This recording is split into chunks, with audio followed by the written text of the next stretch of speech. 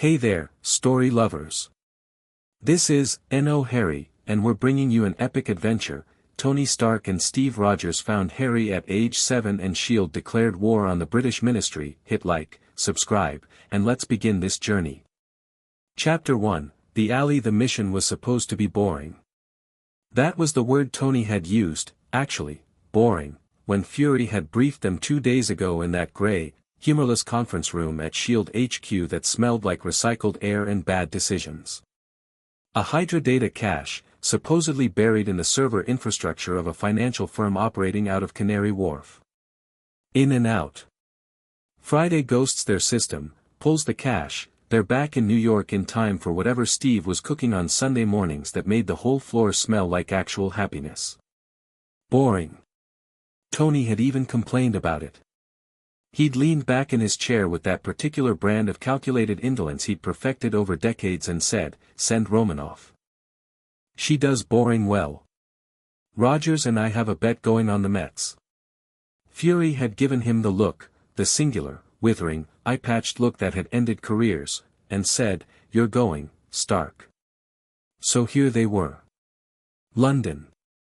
10:30 on a Wednesday night, the sky doing that thing it did over this city where it wasn't quite raining but also wasn't not raining, just sort of committing to a generalized dampness that settled into your collar and made everything slightly miserable.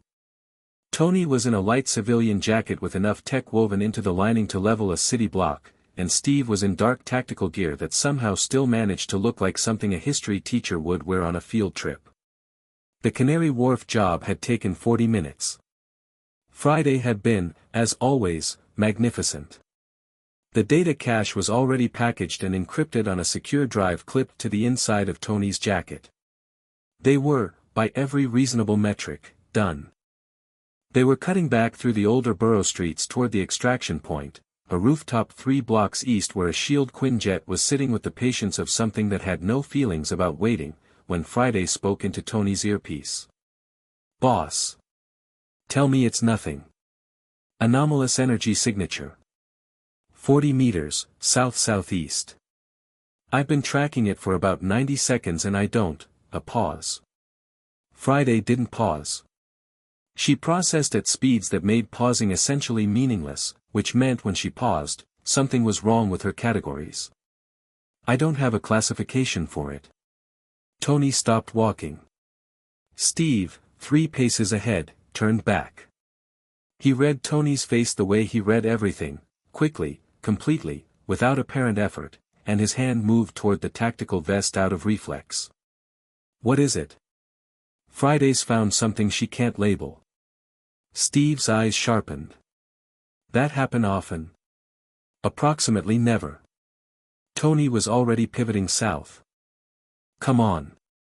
The alley was one of those London passages that the city seemed to generate organically, narrow and old and faintly resentful of the modern buildings that had grown up around it. It smelled like wet brick and something vegetative from the bins stacked along the left wall. A single security light at the far end provided the kind of illumination that made everything look worse than it probably was. "Probably. Signature is coming from behind the large refuse container on the right," Friday murmured. "It's, boss, the closest analog I can find in my database is the energy reading from the Tesseract, but that's wrong. It's the same category of wrong, something that doesn't map to known physics, but the character is completely different. The Tesseract reads like a machine. This reads like," another pause. "Like weather. Or like something alive." Steve had already moved to the right side of the alley, putting himself between Tony and whatever was behind the bin, which was deeply unnecessary and also completely Steve Rogers. Tony peered around him. Behind the dumpster, wedged into the gap between the bin and the wall with the specific economical precision of someone who had learned to occupy minimum space as a survival strategy, was a child. 7, maybe. Small for 7, possibly. Tony's experience with children aged in years was limited, but something about the proportion of the boy's head to his shoulders suggested he wasn't as old as he might have been with adequate nutrition. Dark hair that was apparently making its own structural decisions independent of physics. Clothes that were absurdly large, a t-shirt that fell off one shoulder, shorts that reached his shins, trainers with the laces double-knotted and still trailing.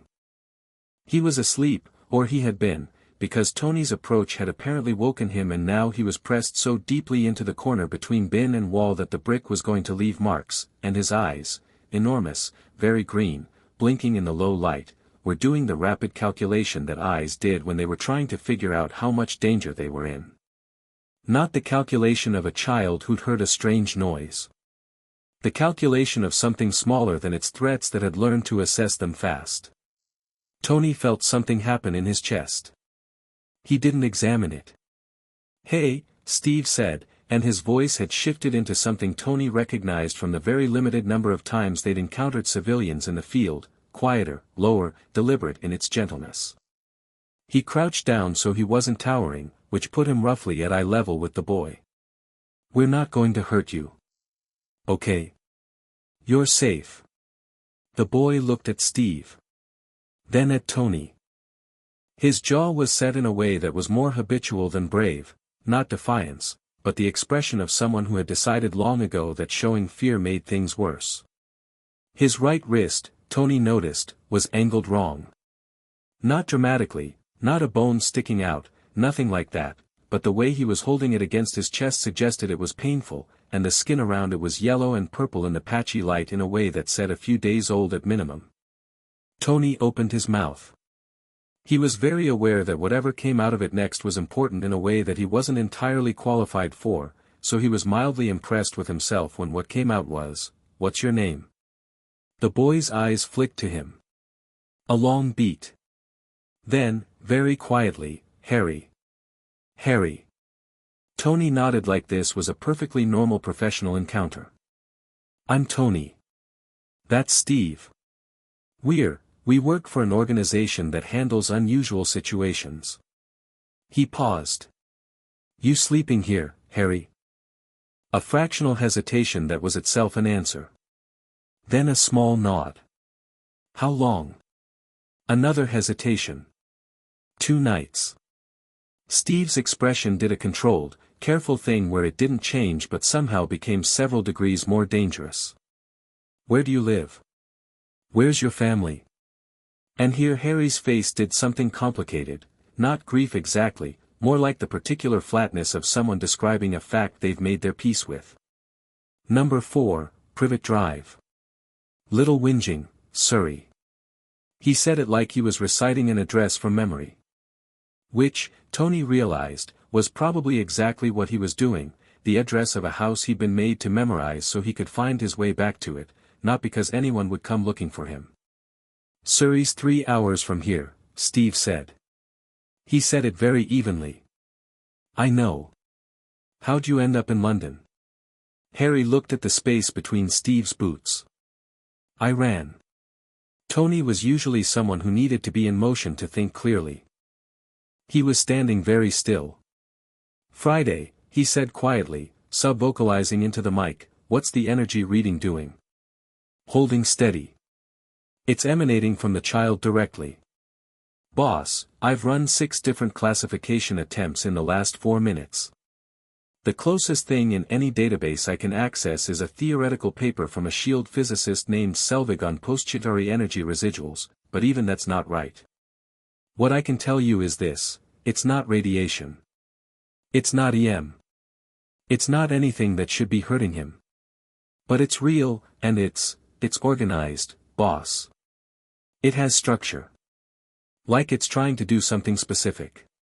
Tony crouched down next to Steve.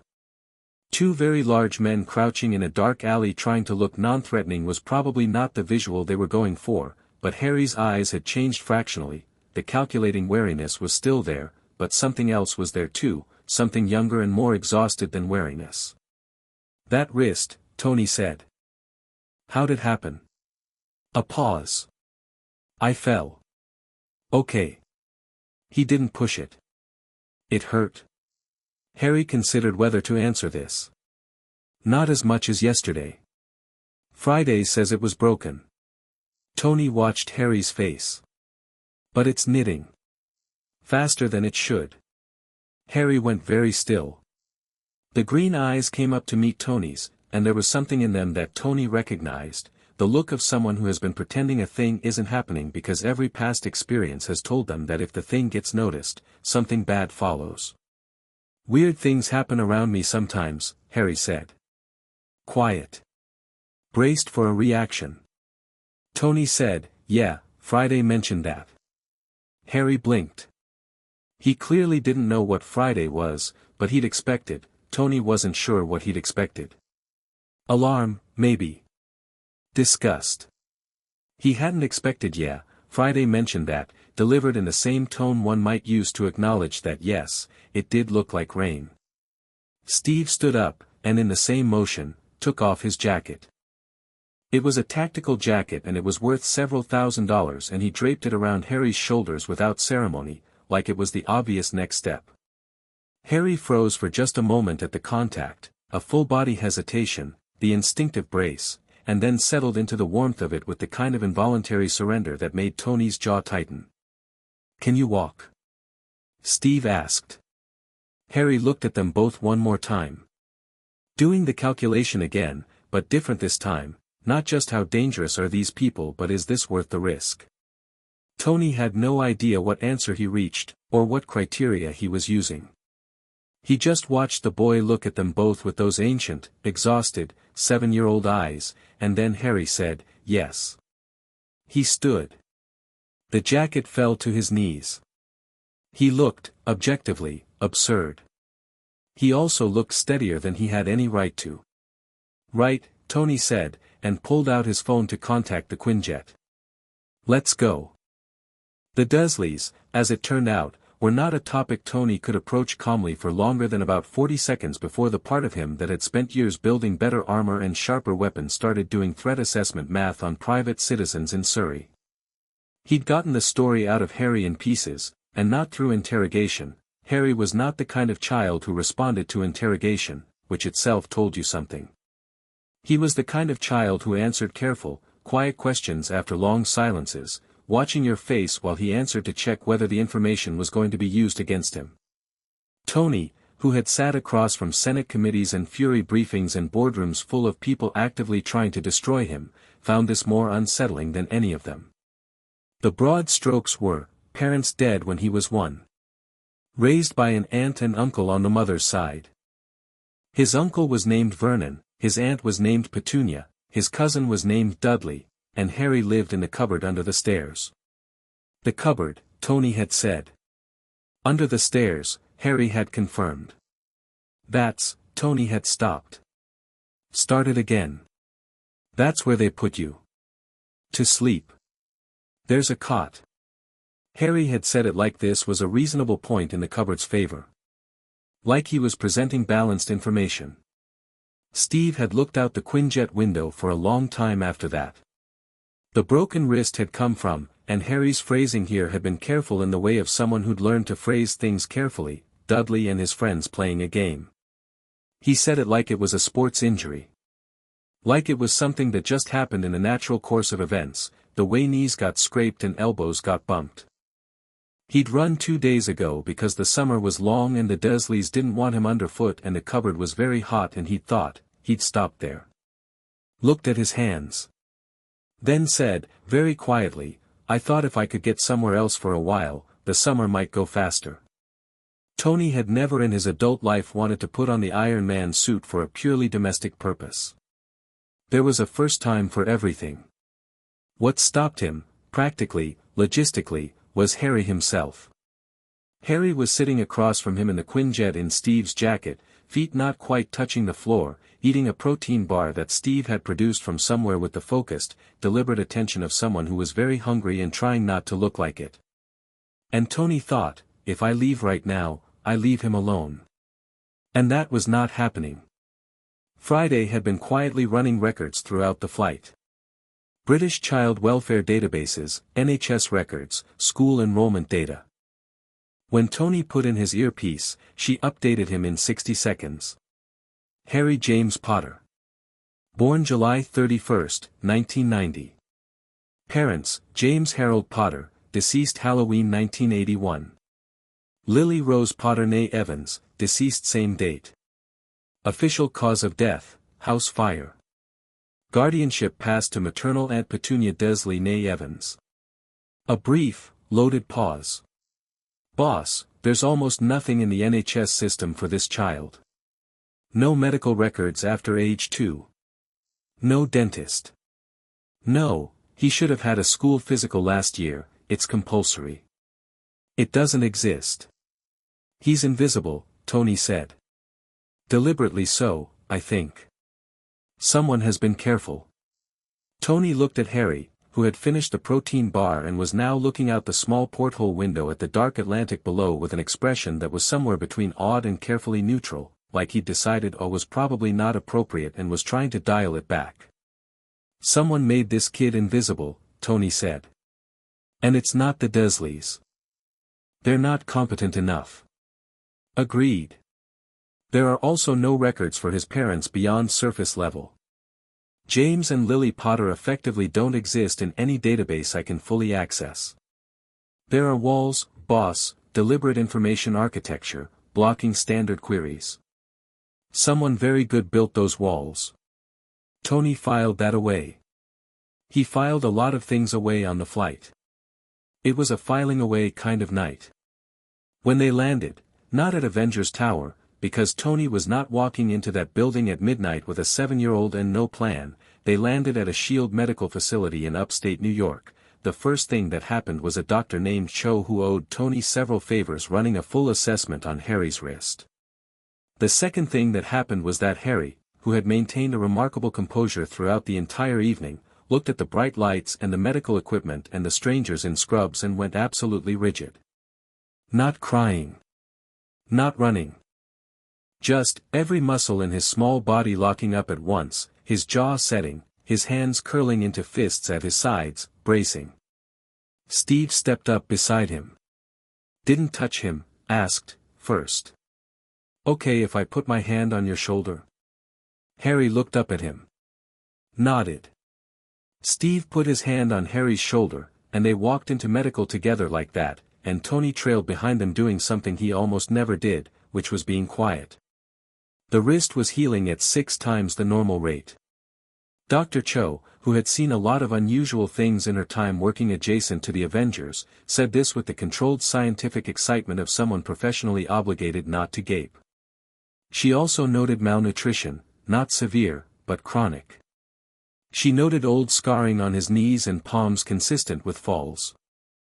She noted that Harry answered all her questions politely and completely and watched her with those measuring eyes and flinched when she reached toward his arm without warning and then apologized for flinching, which was the detail that hit Tony like a physical thing. He apologized for flinching. Automatically. As if flinching was something he'd gotten in trouble for before. Tony went to stand in the hallway. Steve found him there 2 minutes later, leaning against the wall with his arms crossed and his jaw doing something uncomfortable. You okay? Steve asked. Perfectly fine. You? Steve leaned against the wall next to him. The hallway smelled like antiseptic and industrial floor cleaner. Somewhere down the corridor, a monitor beeped in a steady, indifferent rhythm. We're not sending him back, Steve said. It wasn't a question. Absolutely not. Fury's going to have opinions. Fury can have all the opinions he wants. I have better lawyers. Tony uncrossed his arms, recrossed them the other way. Friday can't classify the energy he's putting out, Steve. She can classify everything. Asgardian tech. Infinity Stone residuals. She's got files on every metahuman signature pattern S.H.I.E.L.D. has ever catalogued, and this kid didn't match any of them. That means he's something new. Which means there are going to be people who want him, and those people are not going to be interested in his welfare. So we keep him safe. A beat. I'm going to need you to handle the, Tony gestured toward medical with a vague, uncomfortable motion. The human parts. I'm not equipped for, I know, Steve said. I build things. I can build him things. That's a good start. Don't make it sound meaningful. Tony. Steve looked at him sideways. It already is.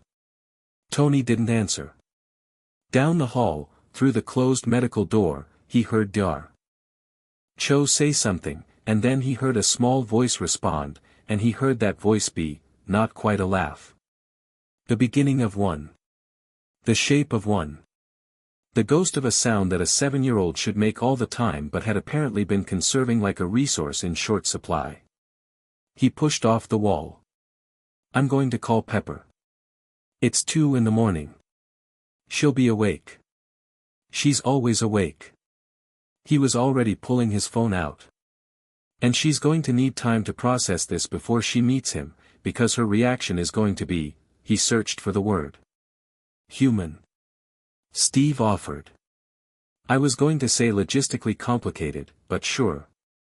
Pepper Potts, it should be noted, had been many things in her life, the most capable executive assistant in Stark Industries history, then the most capable CEO in Stark Industries history, then the most capable person in Tony Stark's life by a distance that was not close.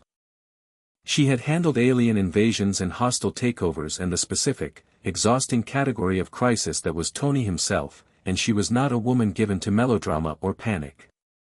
She showed up at the Shield Medical Facility at 4:15 in the morning in jeans and a gray sweater, her red hair pulled back in something that wasn't quite a ponytail, carrying a bag that turned out to contain, when Harry, wide awake and sitting on the edge of a medical bed trying very hard not to look like he was examining everything in reach, was presented with it, proper clothes and roughly the right size, a sandwich from an all-night place near the tower, a book about astronomy that Pepper had apparently grabbed off a shelf in Tony's library and selected with the instinct of someone who could read a situation and an audience simultaneously, and a small stuffed animal that was either a bear or a dragon, the distinction apparently being a matter of perspective.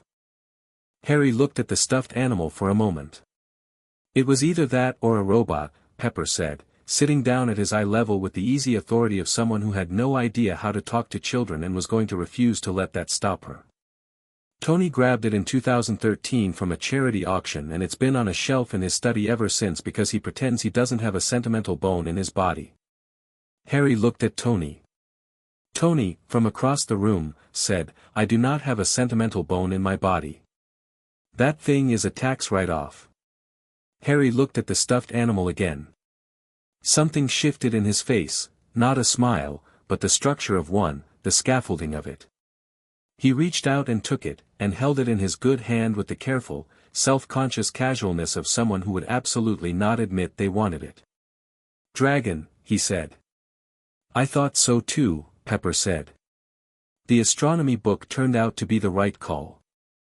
Harry opened it to a page on nebulae and didn't look up for 20 minutes, not even when Tony and Pepper conducted a heated whispered conference in the corner about S.H.I.E.L.D., custody, legal frameworks, and the astonishing fact that Tony wanted to do something generous and impulsive and Pepper, for once in their relationship, was the one saying yes, obviously yes. Are you actually asking me if we should help this child? Tony, is that really the conversation we're having? Tony wasn't really asking. He just needed to run it against someone else's logic to make sure his own wasn't defective.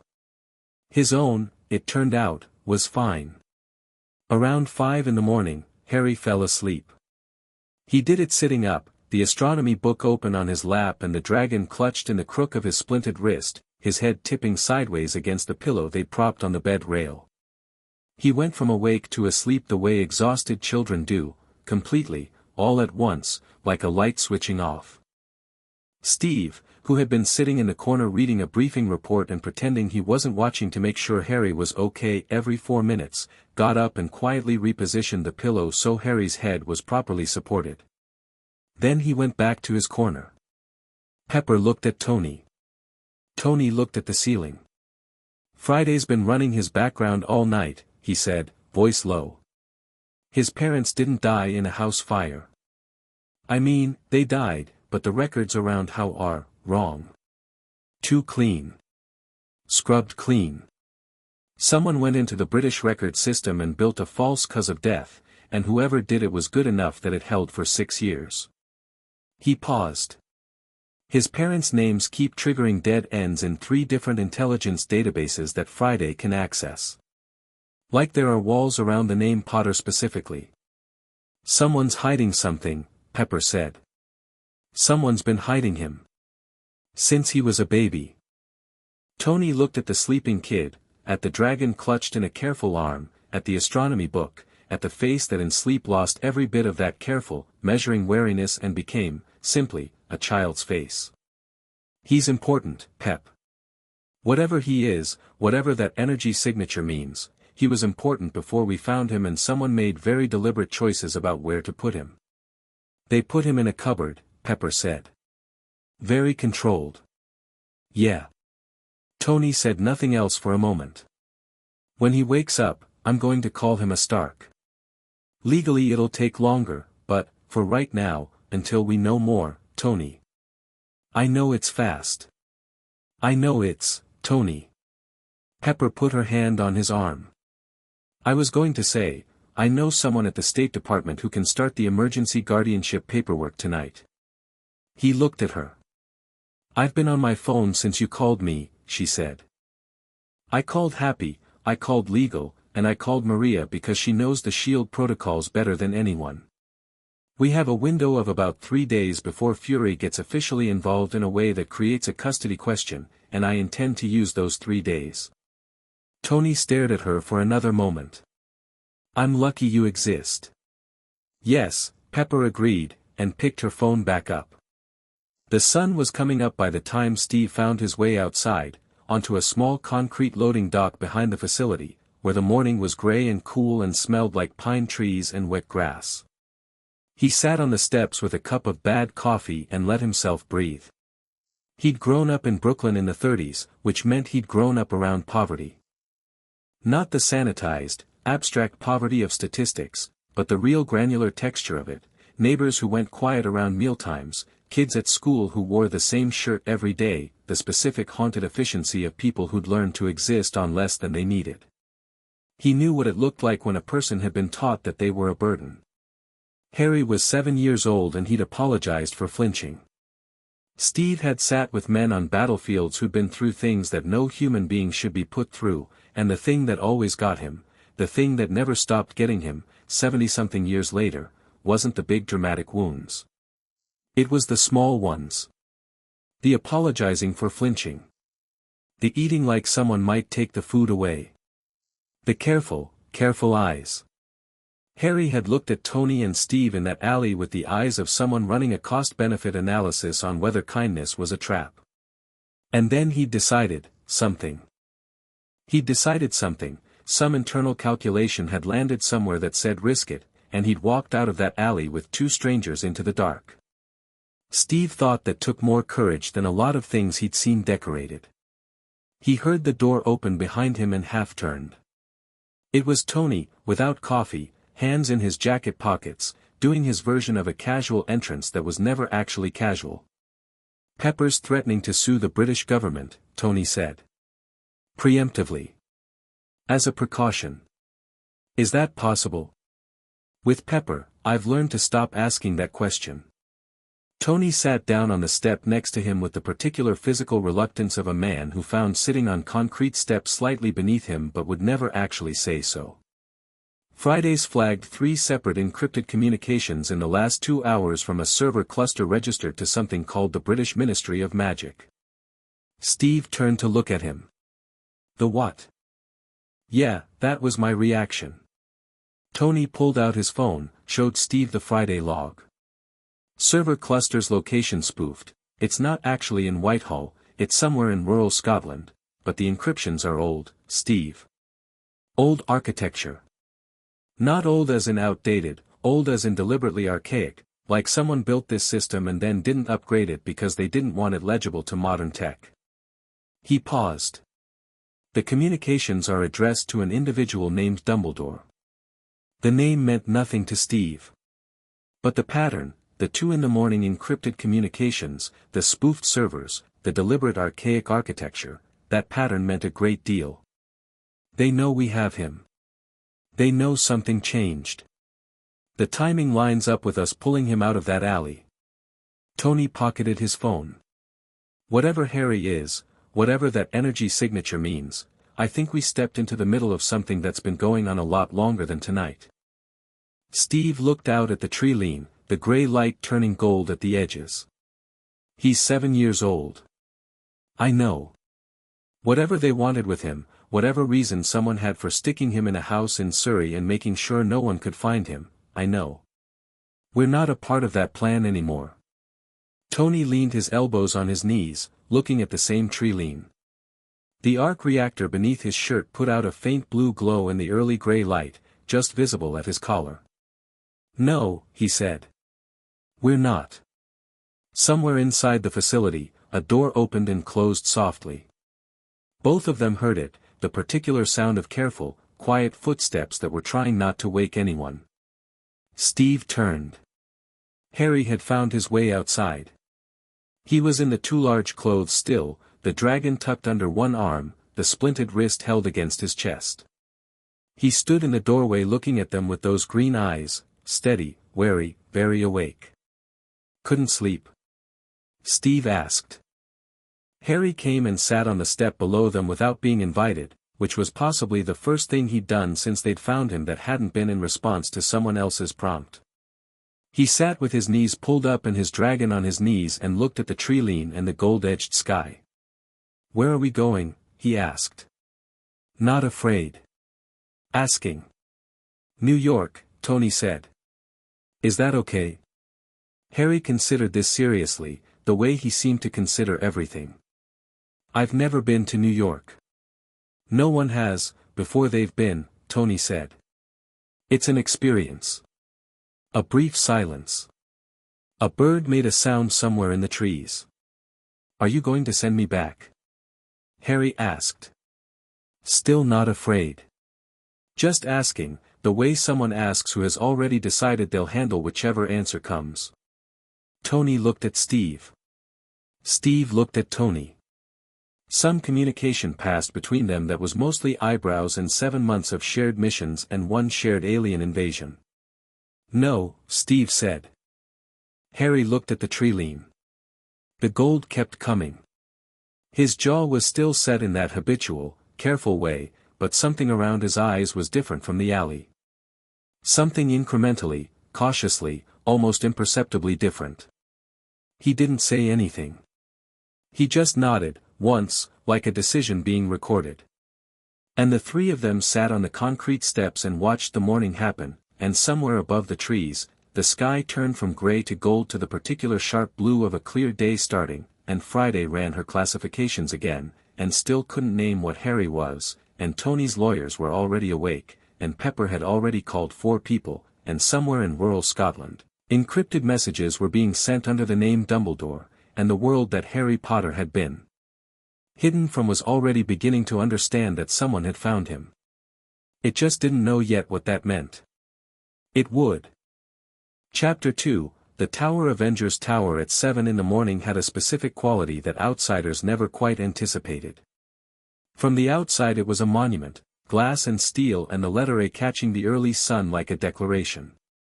From the inside, at this particular hour, it smelled like coffee and someone's terrible taste in music and the specific kind of organized chaos that happened when you put a group of people together who had all, individually, survived things that should have killed them and emerged from those experiences with strong opinions about breakfast. Harry stood in the elevator with Tony and Steve and said nothing, but his eyes were doing an enormous amount of work. The elevator was glass on one side. 43 floors of New York City unfolding below them, yellow cabs and early morning joggers and the gray ribbon of the Hudson catching light in the distance and the whole dense, indifferent, extraordinary machinery of a city that did not care about anything happening inside this glass box but was, nonetheless, spectacular. Harry had his face about 4 inches from the glass. The dragon was tucked under his arm. His breath made small fog patches on the surface. Tony watched him from the corner of his eye and said nothing. The elevator opened onto the common floor and the first thing that happened was Clint Barton, who was standing at the kitchen counter in a t-shirt and combat trousers eating cereal directly from the box and watching something on a tablet propped against the coffee maker, looked up and said, "Whose kid?" "Mine," Tony said, walking past him toward the coffee. Clint looked at Steve. Steve said, "It's a long story. It's 6:50 in the morning. It's a fast long story." Clint looked at Harry, who was standing at the edge of the kitchen area looking at the common floor with the expression of someone trying to take an inventory of a space that was substantially larger than anything they'd previously used as a reference point. The common floor was open plan, 2 stories of glass on the city side, a kitchen that Pepper had designed for actual use and Tony had retrofitted with exactly 1 unnecessary piece of technology per appliance, 3 different seating areas at different heights and angles, and a curved mezzanine above that led to the private floors. There was a bookshelf on the east wall that ran the full height of the lower level and was stuffed with the particular combination of engineering manuals and paperback thrillers that accumulated when brilliant people had insomnia. Harry's eyes had found the bookshelf. "Hey," Clint said, with the blunt, slightly awkward warmth of a man who had children and loved them but had not had enough coffee to modulate his social register yet.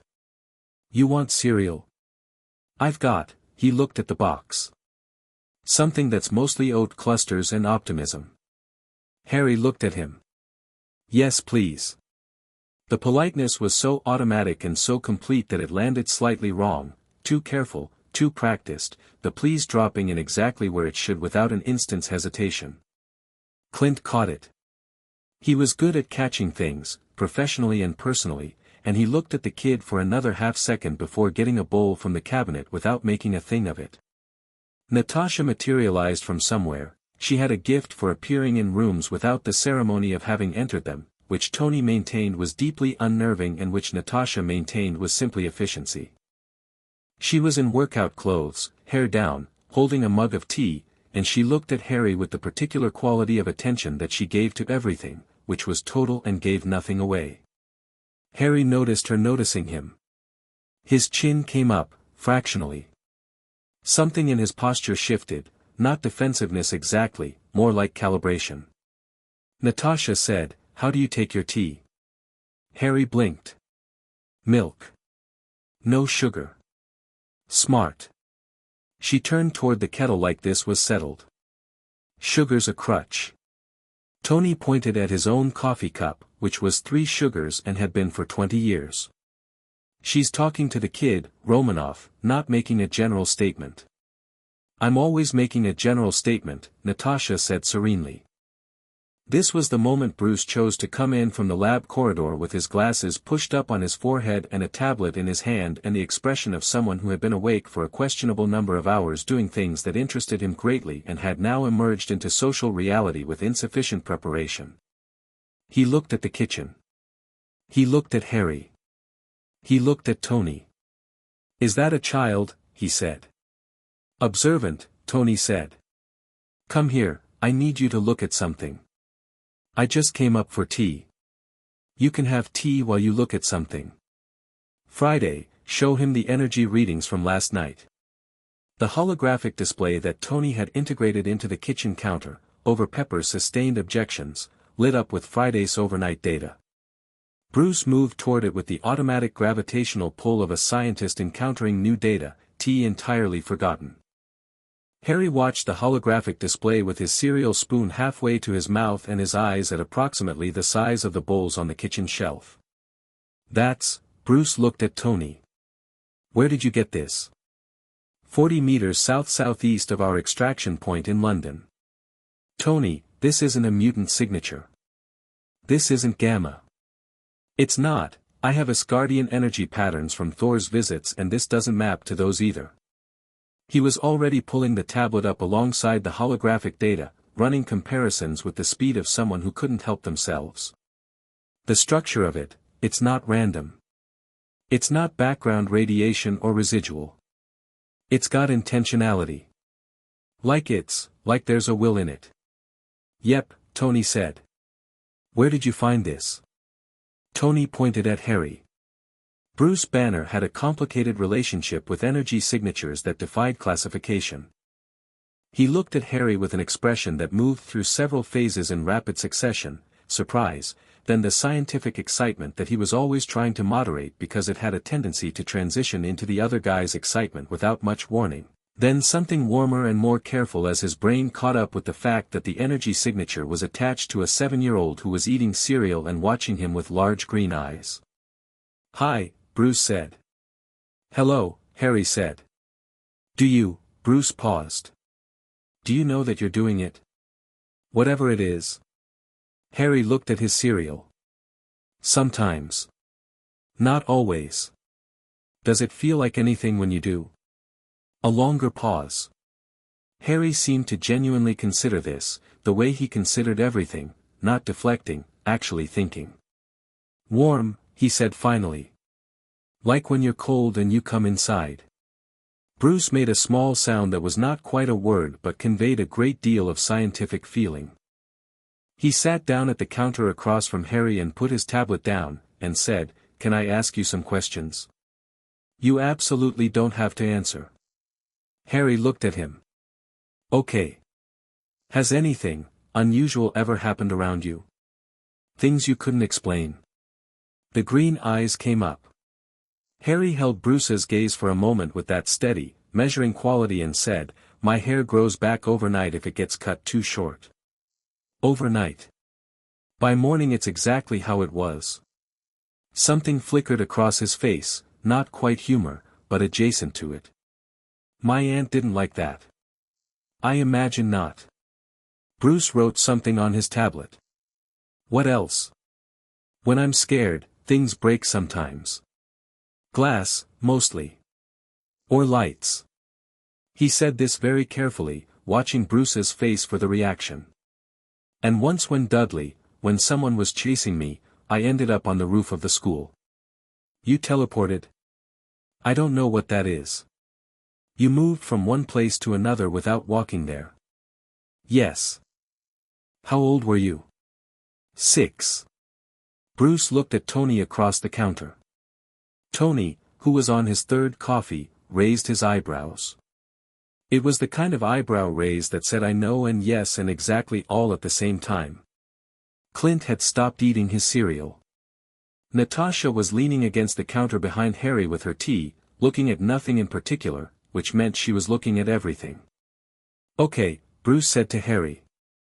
"Thank you. You've been very helpful." Harry said, "You're not scared of it?" Bruce smiled, and it was a genuine smile, a little crooked, a little self-aware. "I have a complicated relationship with unusual energy signatures," he said. "It makes me a bad person to scare." Harry looked at him. Then he looked at the coffee mug on the counter, a Stark Industries branded one with a chip on the handle, and the coffee mug moved 3 inches to the left. No one touched it. Harry's hands were both visible, one holding the cereal bowl and one holding the spoon. The mug just slid, smooth and deliberate, like it had decided to. The kitchen went quiet. Harry looked at the mug. Then at Bruce. His jaw was set again in that habitual brace, waiting for the reaction. Bruce picked up the mug and moved it back to its original position. "Good control," he said, with exactly the same tone he'd used to comment on a successful experiment. The movement was very clean. No vibration at the start, which usually indicates a force source having to overcome inertia. "Which means you're not pushing it, he paused, thinking. "Something else." Harry stared at him. "You're going to study me," he said. "Only if you want," Bruce said. "And only on your terms."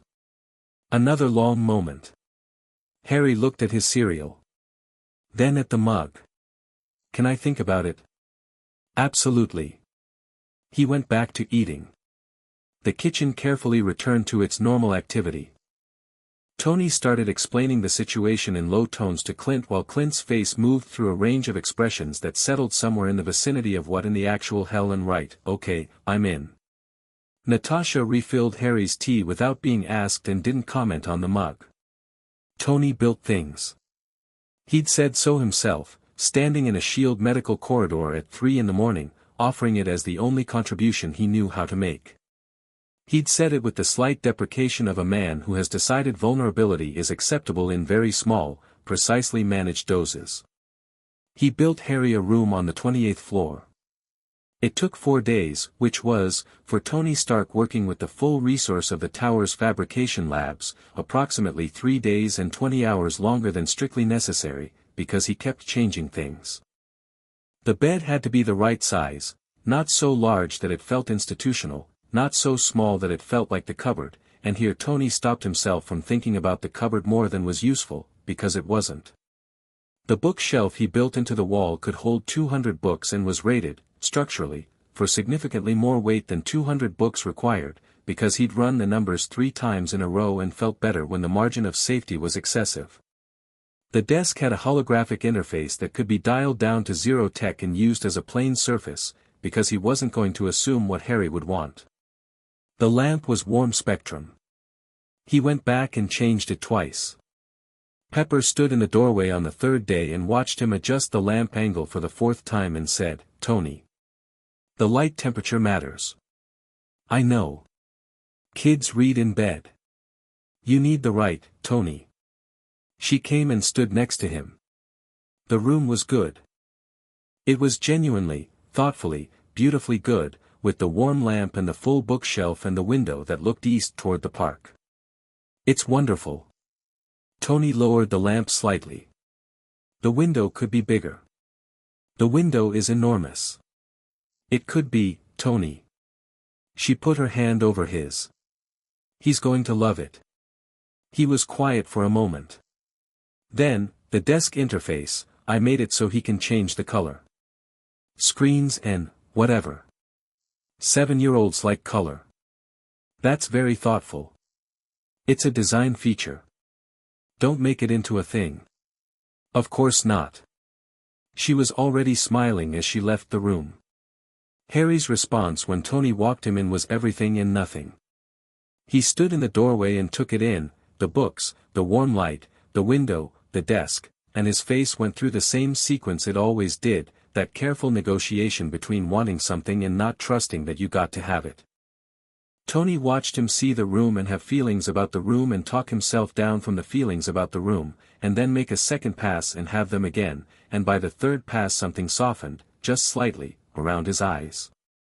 "This is mine," he said. "Yours," Tony said. "The interface at the desk can change color if you want. There's a panel on the left side." Harry walked to the desk. Touched the panel.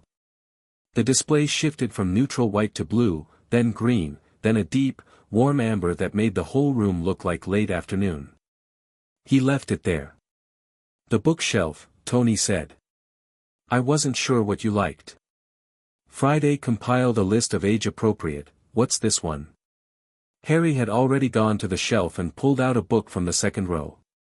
It was a battered copy of A Brief History of Time that had ended up in the fabrication list because Tony's personal library had been raided in the middle of the night and he'd decided that was fine. Tony looked at it. "That's Hawking. It's theoretical physics." "It's probably," Harry had already opened it. Tony sat in the chair by the window and didn't say anything else. Friday ran quiet in the background. Outside, New York was doing its constant noise, but up here it was mostly abstracted into hum and distance, and Harry sat cross-legged on the bed with a book on theoretical physics and the dragon propped against the pillow, and Tony Stark, who did not have sentimental bones, found something to look at on his phone that he did not retain any information from. After about 20 minutes, Harry said, without looking up, "Thank you." "For what?" Tony asked. Harry looked up.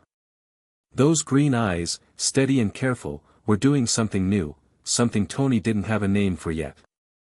"For the room," Harry said. And then, after a pause that was very slightly too long, "for all of it." Tony looked at his phone. "Don't mention it." "Okay," Harry said. And went back to Hawking. Steve taught him chess 3 days after they arrived at the tower, which was approximately how long it took Harry to exhaust the astronomy section of the bookshelf and begin making pointed eyes at the chess set Steve kept on the mezzanine level. Steve was a good teacher. He had the quality that some people had and most didn't of being able to explain things without making the person being explained to feel stupid. He laid out the pieces and named them and described their movements once, and then played a game at roughly 60% of his actual ability, and Harry lost comprehensively but understood, by the end of it, why he'd lost in a way that meant the second game would be different. The second game was different. "You're thinking 3 moves ahead," Steve said. "Isn't that the point?" Harry asked. Most beginners think one move ahead. Sometimes none. Harry looked at the board. That seems dangerous. Steve looked at him. Yeah, he said. It does. They played 2 games a day for the first week, and at the end of the week Harry beat Steve once, and Steve let him, and then retracted the win and made him do it again properly, and Harry beat him again, properly, and Steve shook his hand across the board like you would with another adult. Harry looked at his hand after Steve shook it. Not in a calculating way. In the way someone looks at something they're trying to memorize. Natasha's contribution was different and characteristic. She didn't sit down and teach Harry anything. She just existed in the same space as him, with regularity, and spoke to him like someone who expected his opinions to be worth hearing. She asked him what he thought about things, what he thought about the park visible from the common floor window, what he thought about the news thing Tony had on the display every morning, what he thought about Steve's chess strategy. She listened to the answers with complete attention and responded seriously. She did not ever talk down to him. Harry, who had clearly been talked down to his entire life, found this disorienting at first and then, incrementally, something else. By the end of the first week, he was seeking her out. Not obtrusively, he was never obtrusive, but he would find his way to whatever corner of the tower she was in and sit nearby, and this was how Natasha ended up teaching him to play cards, which she did with the ruthless efficiency of someone who had learned cards as a professional skill, and which Harry picked up with a speed that made Clint narrow his eyes and say, "Is that kid cheating?" "No," Natasha said. "He just beat you in 3 hands." "I know. You're smiling." "I smile," Natasha said, with the tone of someone who was absolutely not going to confirm or deny the implication. Clint looked at Harry, who was looking at his cards with the careful, focused attention he gave to everything, and then back at Natasha, and said, "You like him." "He's perceptive and he doesn't waste words," Natasha said. "What's not to like?" Harry, without looking up from his cards, "I can hear you." Clint pointed at him. "I like this kid." The banner question moved slowly and carefully, because Bruce moved slowly and carefully around anything involving a child and science in the same sentence, and because Harry, who had agreed to the study, after 3 days of thinking, was watching everything Bruce did with the particular evaluative attention that he'd clearly been forced to develop as a defense mechanism and that now turned out to be a useful quality for conducting oneself in a research partnership. Because that was what Bruce called it. A research partnership. He used the word partner deliberately and specifically, looking Harry in the eye when he said it, and Harry's reaction to the word was small and contained and very legible to anyone paying attention. They worked in Bruce's lab, which was a calm, organized space that smelled like paper and something chemical and faintly of tea. Bruce had removed or powered down anything loud or alarming. They sat at the central bench and Bruce explained, each time before he ran any measurement, exactly what he was doing and why, and asked Harry if it was okay, and accepted, no, without comment on the 2 occasions Harry said it. What Bruce found, across 2 weeks of careful, non-invasive measurement, was extraordinary. "It's not like anything I've studied," he told Tony on the 12th day, in Tony's workshop, with the data spread across every available display surface. "And I've studied a lot. The structure of it, Tony, it's almost linguistic. Like there's a grammar to it. It's not just energy, it's encoded energy. It means something. It's saying something, in a language we don't have." "You said it had intentionality," Tony said. "The first morning. More than that. It has responsiveness.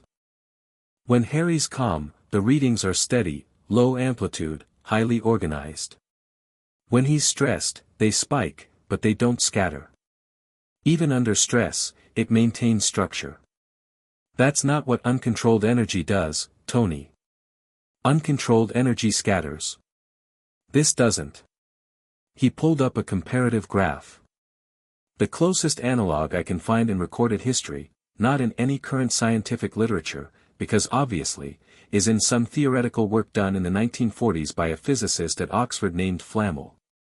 Nicholas Flamel. His papers were pulled from the academic record in 1943, and the physical archive at Oxford has them listed as destroyed, but Friday found fragments in a digitization project from a peripheral library catalogue, and flammable, Tony said. As in The Alchemist. The Alchemist, the medieval scholar, the man who supposedly lived 600 years. The man who, according to every fraudulent mystical text you've ever ignored, created something called the Philosopher's Stone. Bruce looked at Tony. I'm not saying that's real. I'm saying his fragmentary theoretical papers describe an energy structure that maps, with an accuracy that I cannot attribute to coincidence, to what Harry's producing. Tony was quiet for a moment. So what you're saying is, I'm saying that what Harry does has a name.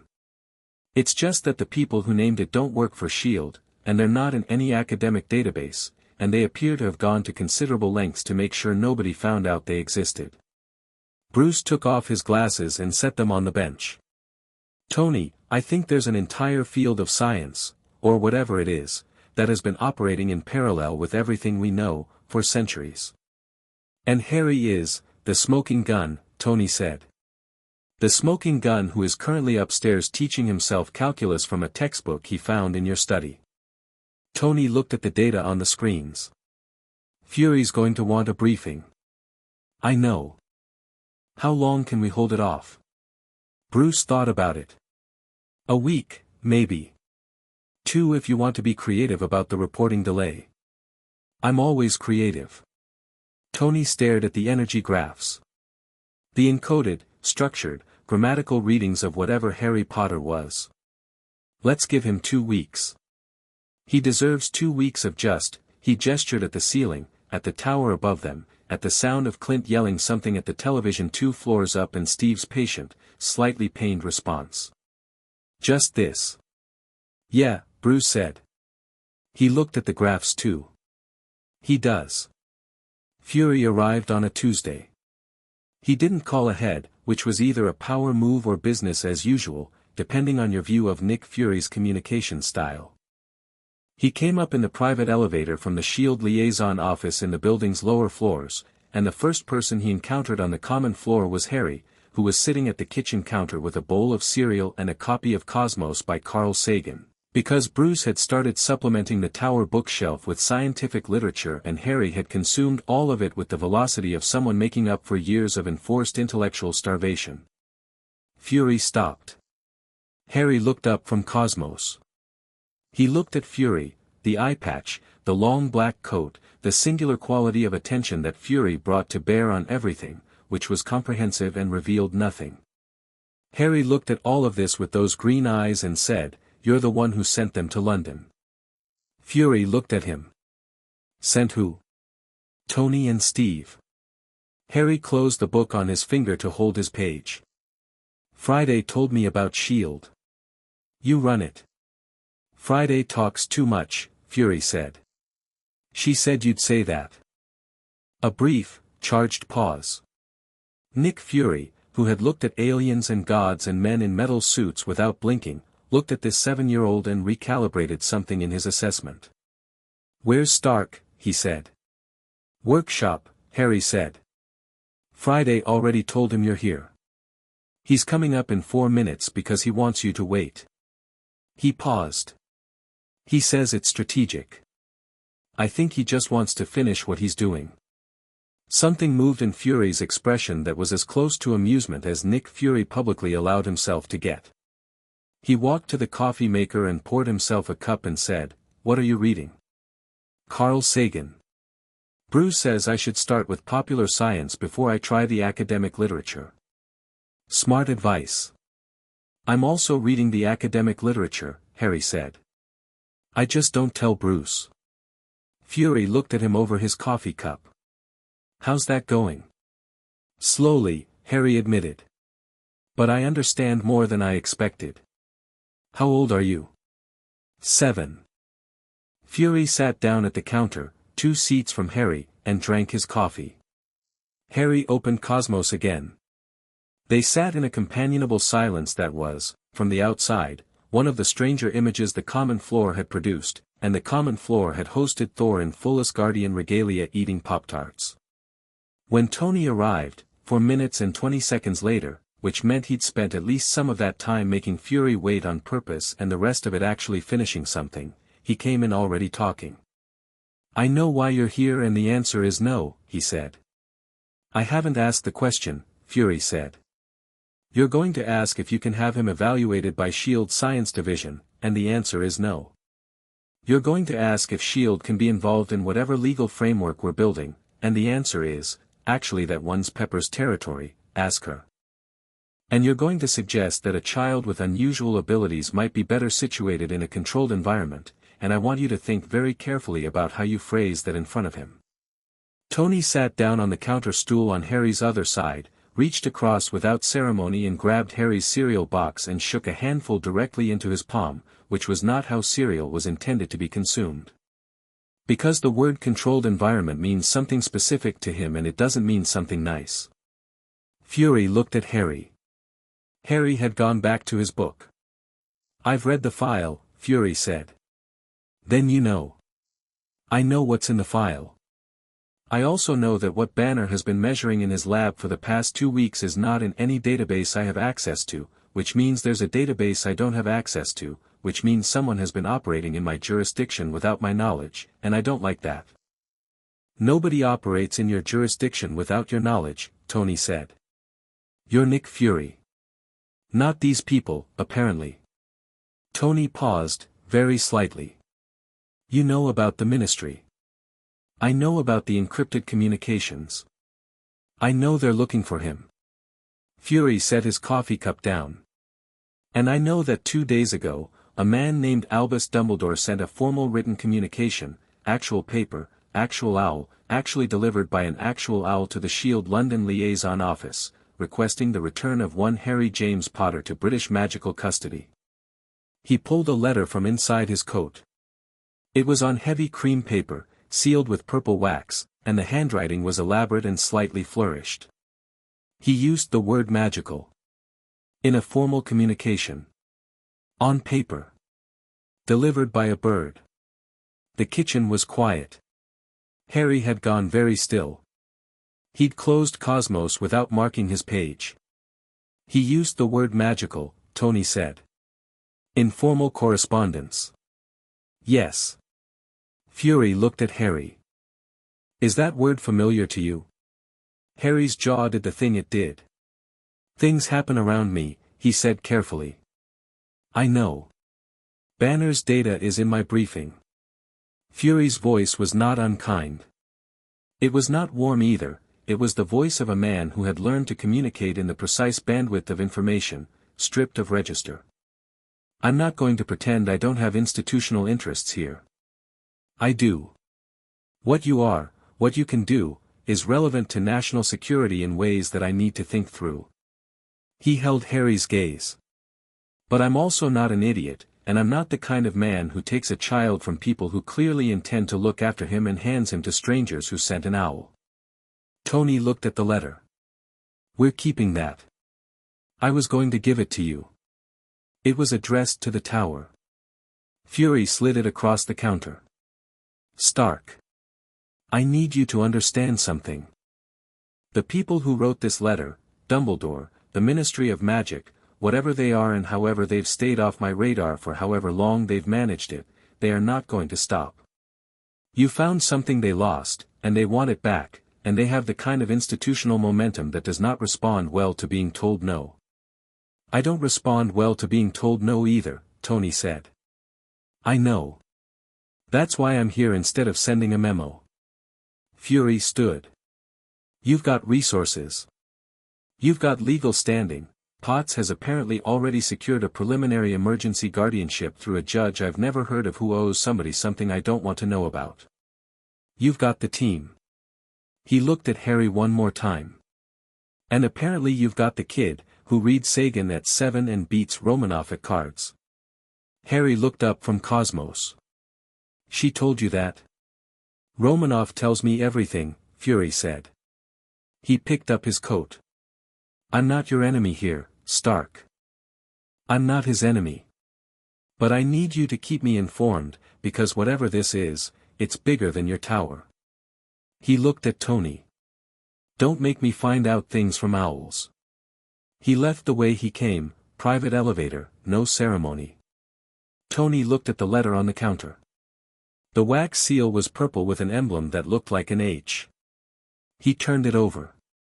The handwriting on the front said, simply, "The residence of Stark Tower, New York City, USA." Not even a postcode, Tony said. "It found you anyway," Harry said. Tony looked at him. "You know who Dumbledore is?" Harry was quiet for a moment. Long enough that Steve, who had come in during the Fury conversation and taken a position by the bookshelf without interrupting it, crossed the room and sat in the stool Fury had vacated. Harry looked at the letter on the counter. "My aunt used to say his name," he said. "When she was angry.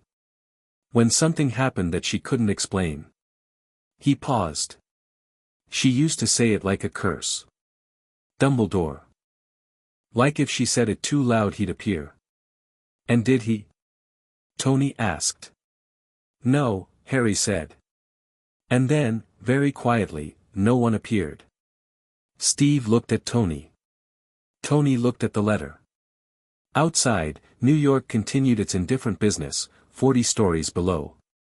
"Friday," Tony said. "Already researching, boss," Friday said.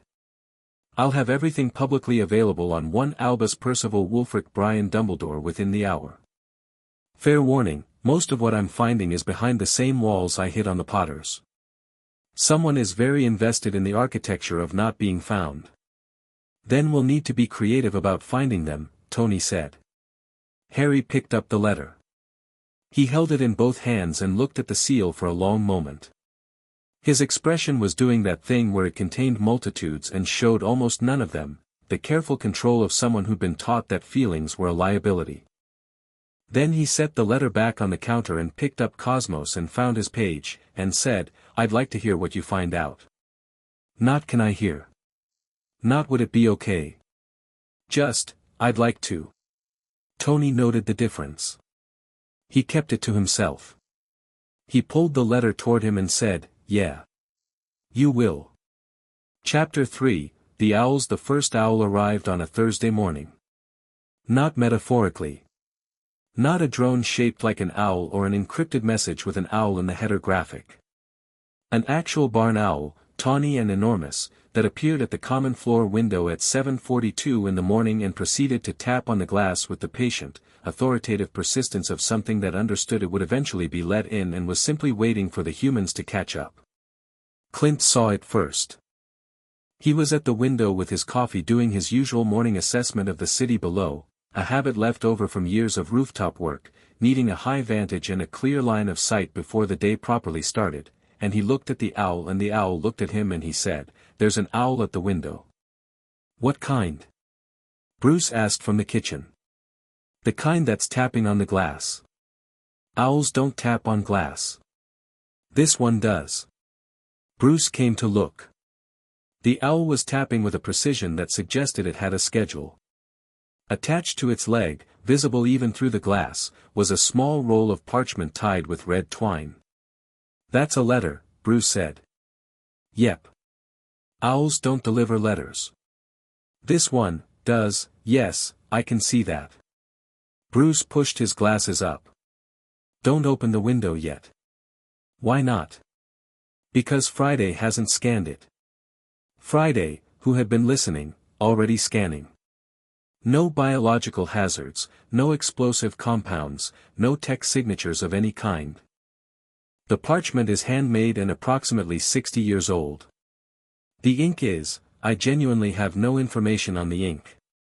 It's not a compound I can identify.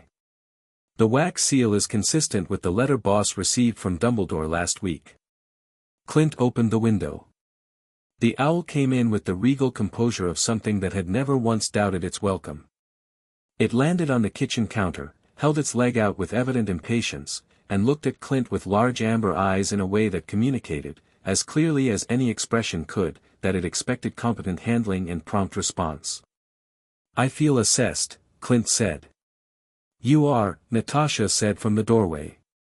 She'd come in silently, as always, and was watching the owl with the particular quality of attention she gave to new variables. Open the letter. Clint untied the parchment. Unrolled it. Read it. His face went through 3 distinct phases. It's from Hogwarts, he said. What's Hogwarts? Bruce asked. A school. Apparently. Clint read further. It's a letter of acceptance. He looked up. For Harry. The kitchen was quiet. School acceptance letters don't come by owl, Bruce said, and then stopped himself. Actually, I'm going to stop using the word don't around here, it's becoming counterproductive. Natasha took the letter from Clint and read it herself, rapidly, without expression. Then she walked to the intercom panel and said, Harry. Common floor, when you're ready. Harry appeared in 4 minutes, which meant he'd been awake. He was in a gray t-shirt and jeans that actually fit him. Tony had sent Pepper shopping with his measurements the second week, and Pepper had returned with 3 bags of clothes and the quietly satisfied expression of someone who'd had an excuse to be aggressively thorough, and he was carrying the dragon under one arm in the way that had become habitual, the way another kid might carry a phone. He saw the owl on the counter and stopped. His face did something immediate and specific that none of them had seen before.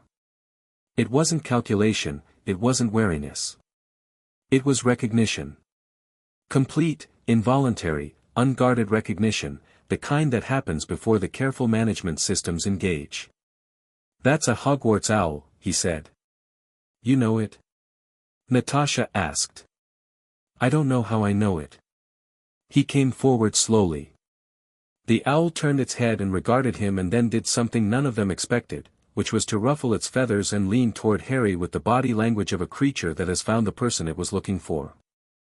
Harry reached out and the owl stepped onto his arm without hesitation, heavy and warm, and Harry looked at it with an expression that was, for possibly the first time since they'd found him in the alley, completely unguarded.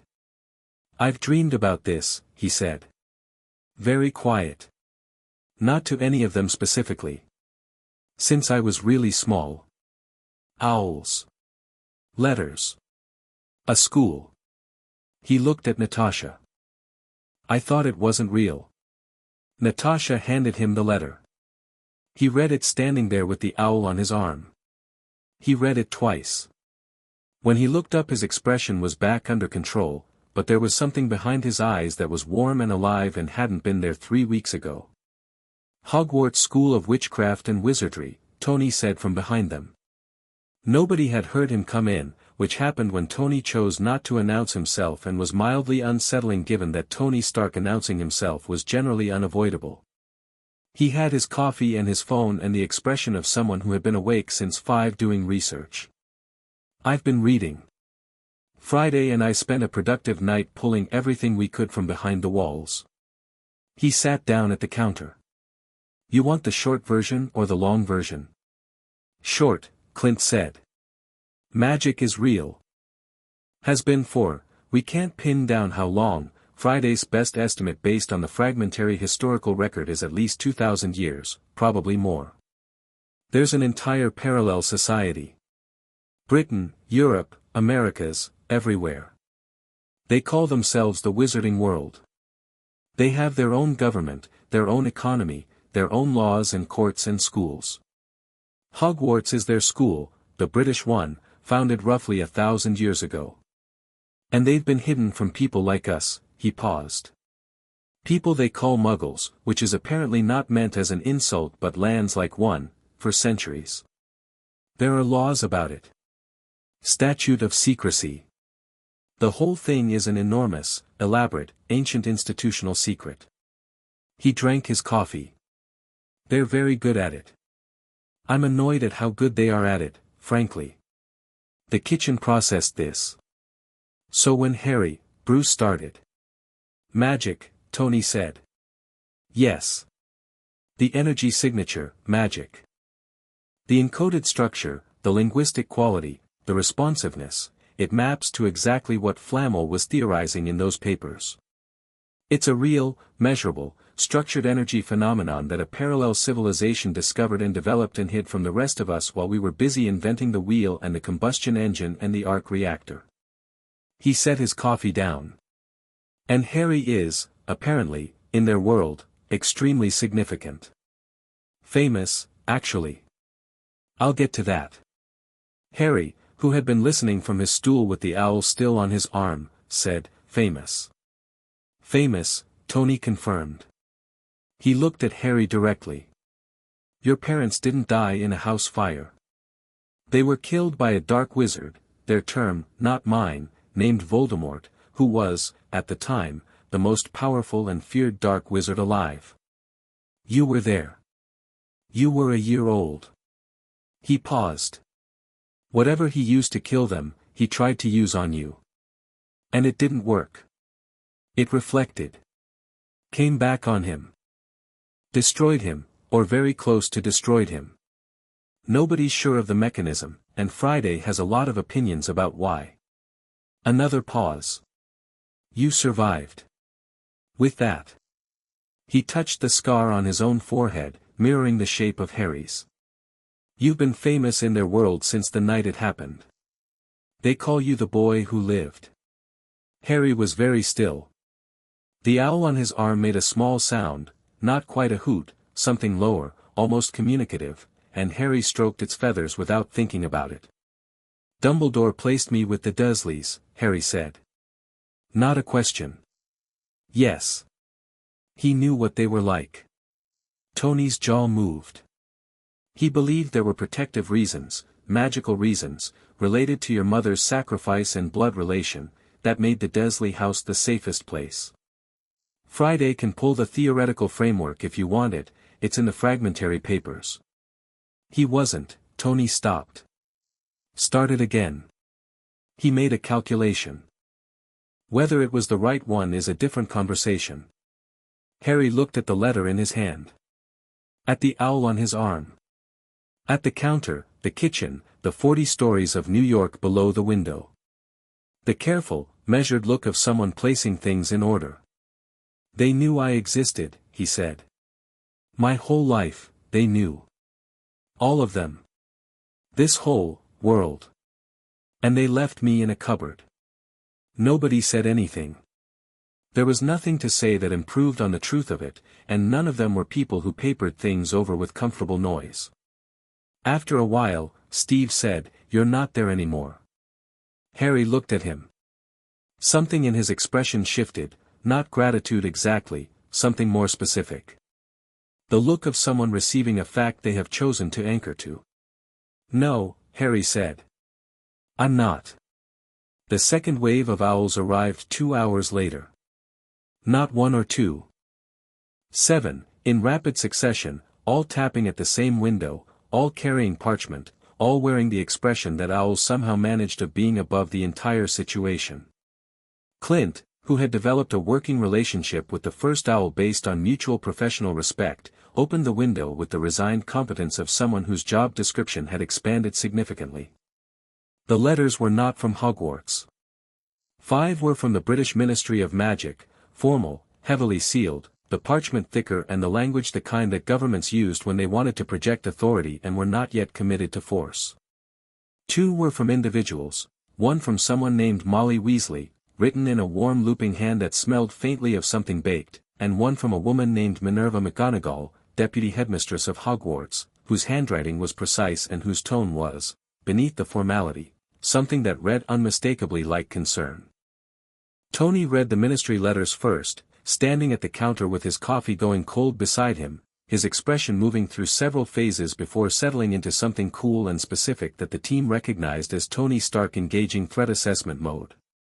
"They want him returned to British magical custody," he said. "Immediately.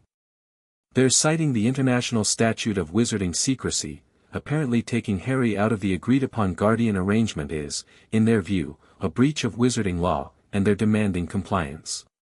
He turned the letter over. "They've given us 72 hours. Or what?"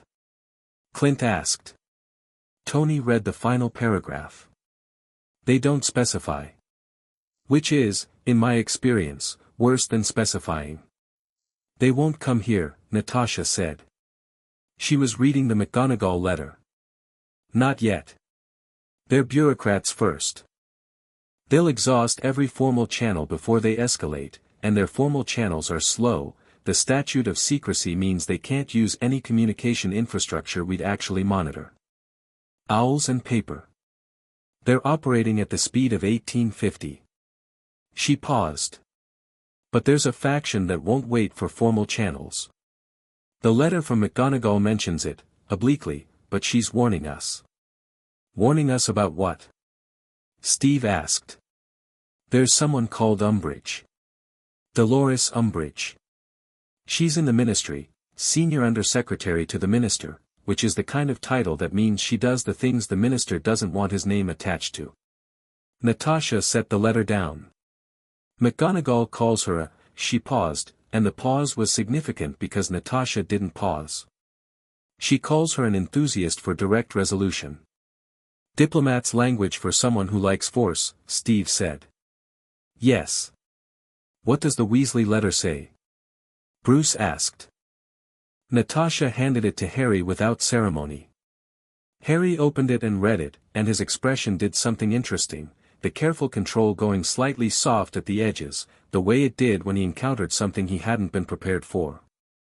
She says she's sorry, he said. She says she's known about me since the beginning, since my parents' time, and she's sorry for what happened and she wants me to know the wizarding world isn't the ministry and it isn't Dumbledore's decisions. She says, he turned the page. She says she has 7 children, and she'd like me to know I'd be welcome. He stopped. Folded the letter with the care of someone who intended to keep it. Tony watched him fold it. We'll write back, he said. Harry looked up. We will. She sounds like good intelligence on the internal landscape.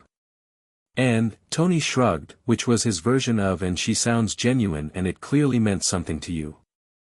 She writes a good letter. Harry looked down at the folded letter in his hands. Then he put it in his pocket, carefully, and looked at the ministry letters on the counter with a completely different expression. What are we going to say to them? He asked. Nothing yet, Tony said. I'm going to call Fury, Pepper's going to call every international law contact she has, and Bruce is going to write up his findings in a format that is simultaneously legally defensible and scientifically compelling, because if this becomes a custody dispute in any kind of formal arena, I want the documentation to be airtight. He looked at the ministry letters. 72 hours. Fine. We'll use them. It was 36 hours into those 72 when 2 men appeared in the tower lobby. Not through the door. In the lobby, present where they hadn't been a moment before, the air around them doing a brief shimmer that the lobby security cameras caught and that Friday flagged in 0.3 seconds. Boss, Friday said. 2 individuals have just apparat, that's the term in the literature, apparition, instantaneous spatial displacement, into the ground floor lobby. They're in robes.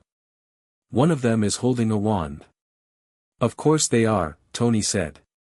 He was in the workshop. He stood up. Tell security to hold position and not engage. I'm coming down.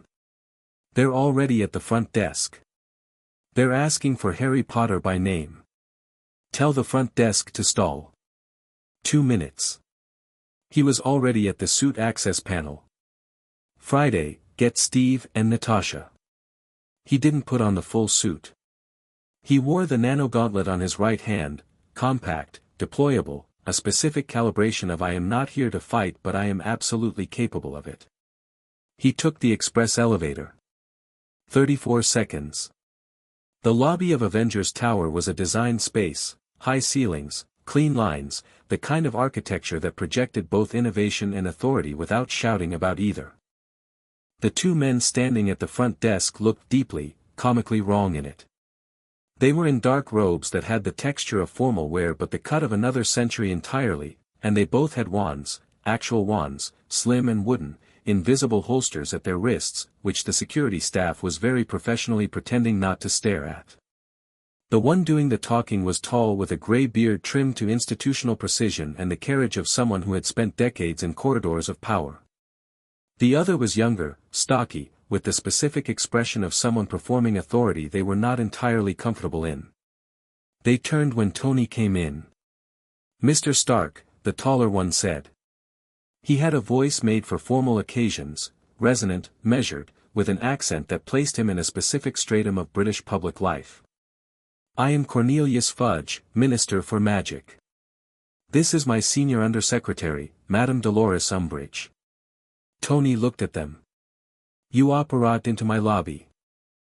We did, Fudge said, with the manner of someone who expected this to be impressive and was adjusting in real time to the fact that it was not.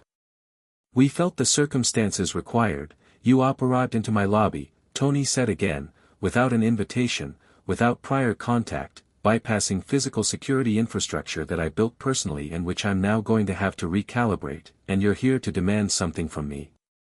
He tilted his head. Minister Fudge.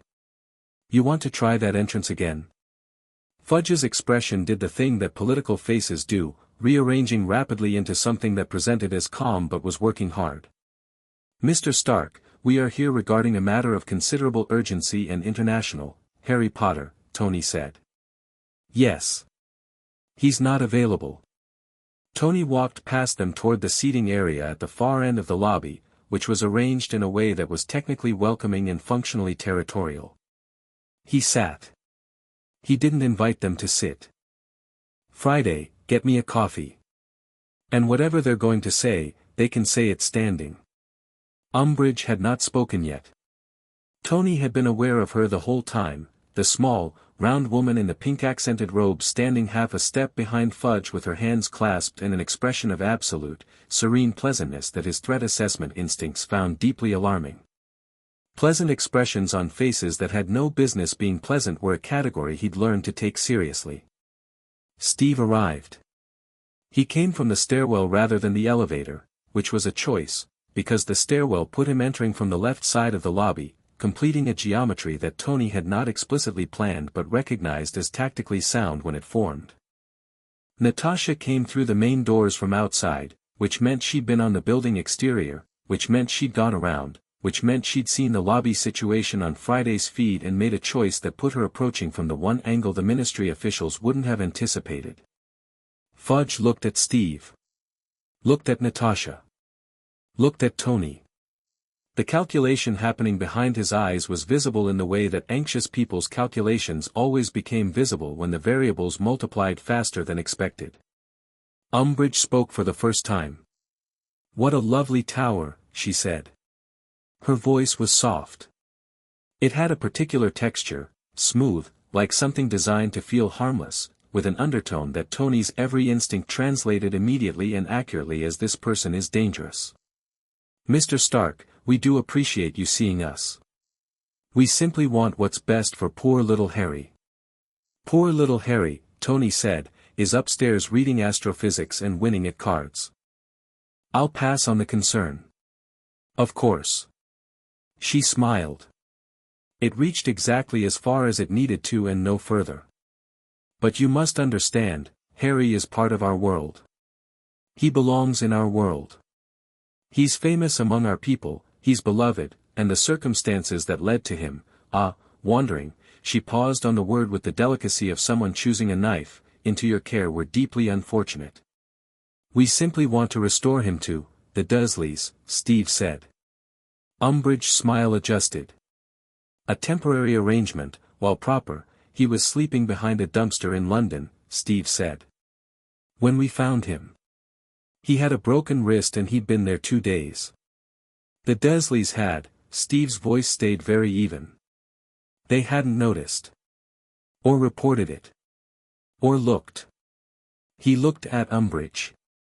Is that the world you want to restore him to? Children can be so dramatic, Umbridge said pleasantly. The lobby temperature, which was climatically controlled, did not actually change. It felt like it changed. Tony watched Steve's jaw do something deliberate and controlled, watched Natasha's hand not move toward her weapons with the specific quality of a person exercising a choice. Here's what's going to happen, Tony said. He stood up. The nanogauntlet was not deployed. He didn't need it deployed. You're going to go back to your ministry. You're going to tell them that Harry Potter is in the custody of legal guardians, documentation available upon formal request through channels that are already established with SHIELD, and that he is healthy, safe, and not interested in returning to any arrangement that the ministry has thus far been capable of providing. He walked to the lobby entrance and held the door open in a way that was unmistakably, "You are leaving now. You're also going to tell them that the next time someone operates into my building without an invitation, I will interpret it as a security breach and respond accordingly. And you've seen the news. You know what I do with security breaches." Fudge opened his mouth. "The door," Tony said, "is right here." Fudge closed his mouth.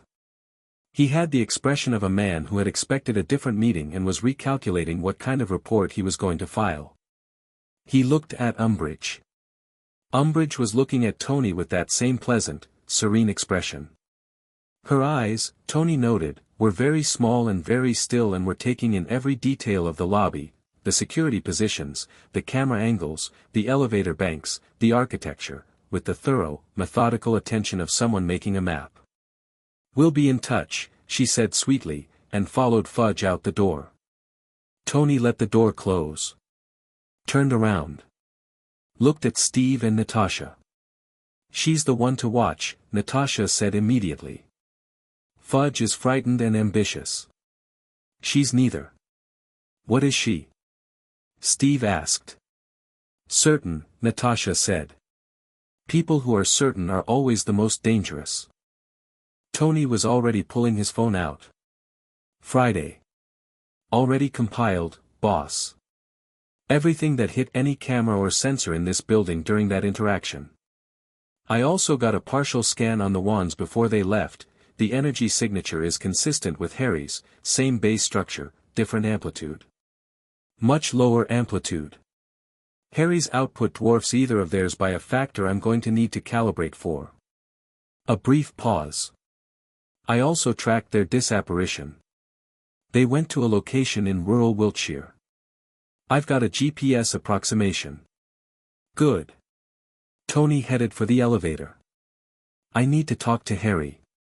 Harry took the news with the stillness that Tony had come to understand was not absence of feeling but the opposite, the kind of profound internal activity that had learned not to show itself on the surface. They were in the workshop, the two of them, which had become a space Harry drifted to in the evenings with the specific ease of someone who had decided a place was safe without making a formal announcement about it. Tony worked and Harry read or watched what Tony was building with the focused, genuinely curious attention that Tony found, somewhat against his will, more enjoyable than he'd anticipated. He told Harry about the lobby meeting. All of it, without softening the edges. Harry listened. When Tony got to the part about Umbridge saying children can be so dramatic, something happened in Harry's eyes, not fear. Not even anger. Something colder and more specific than anger. "I know that type," Harry said. Tony looked at him. "My aunt talked like that," Harry said. "Very nice, very concerned, very what a shame about everything. When the school rang about bruises, she was," he stopped. "She was very pleasant on the phone." He said the word pleasant the way you'd say a word in a language you found distasteful.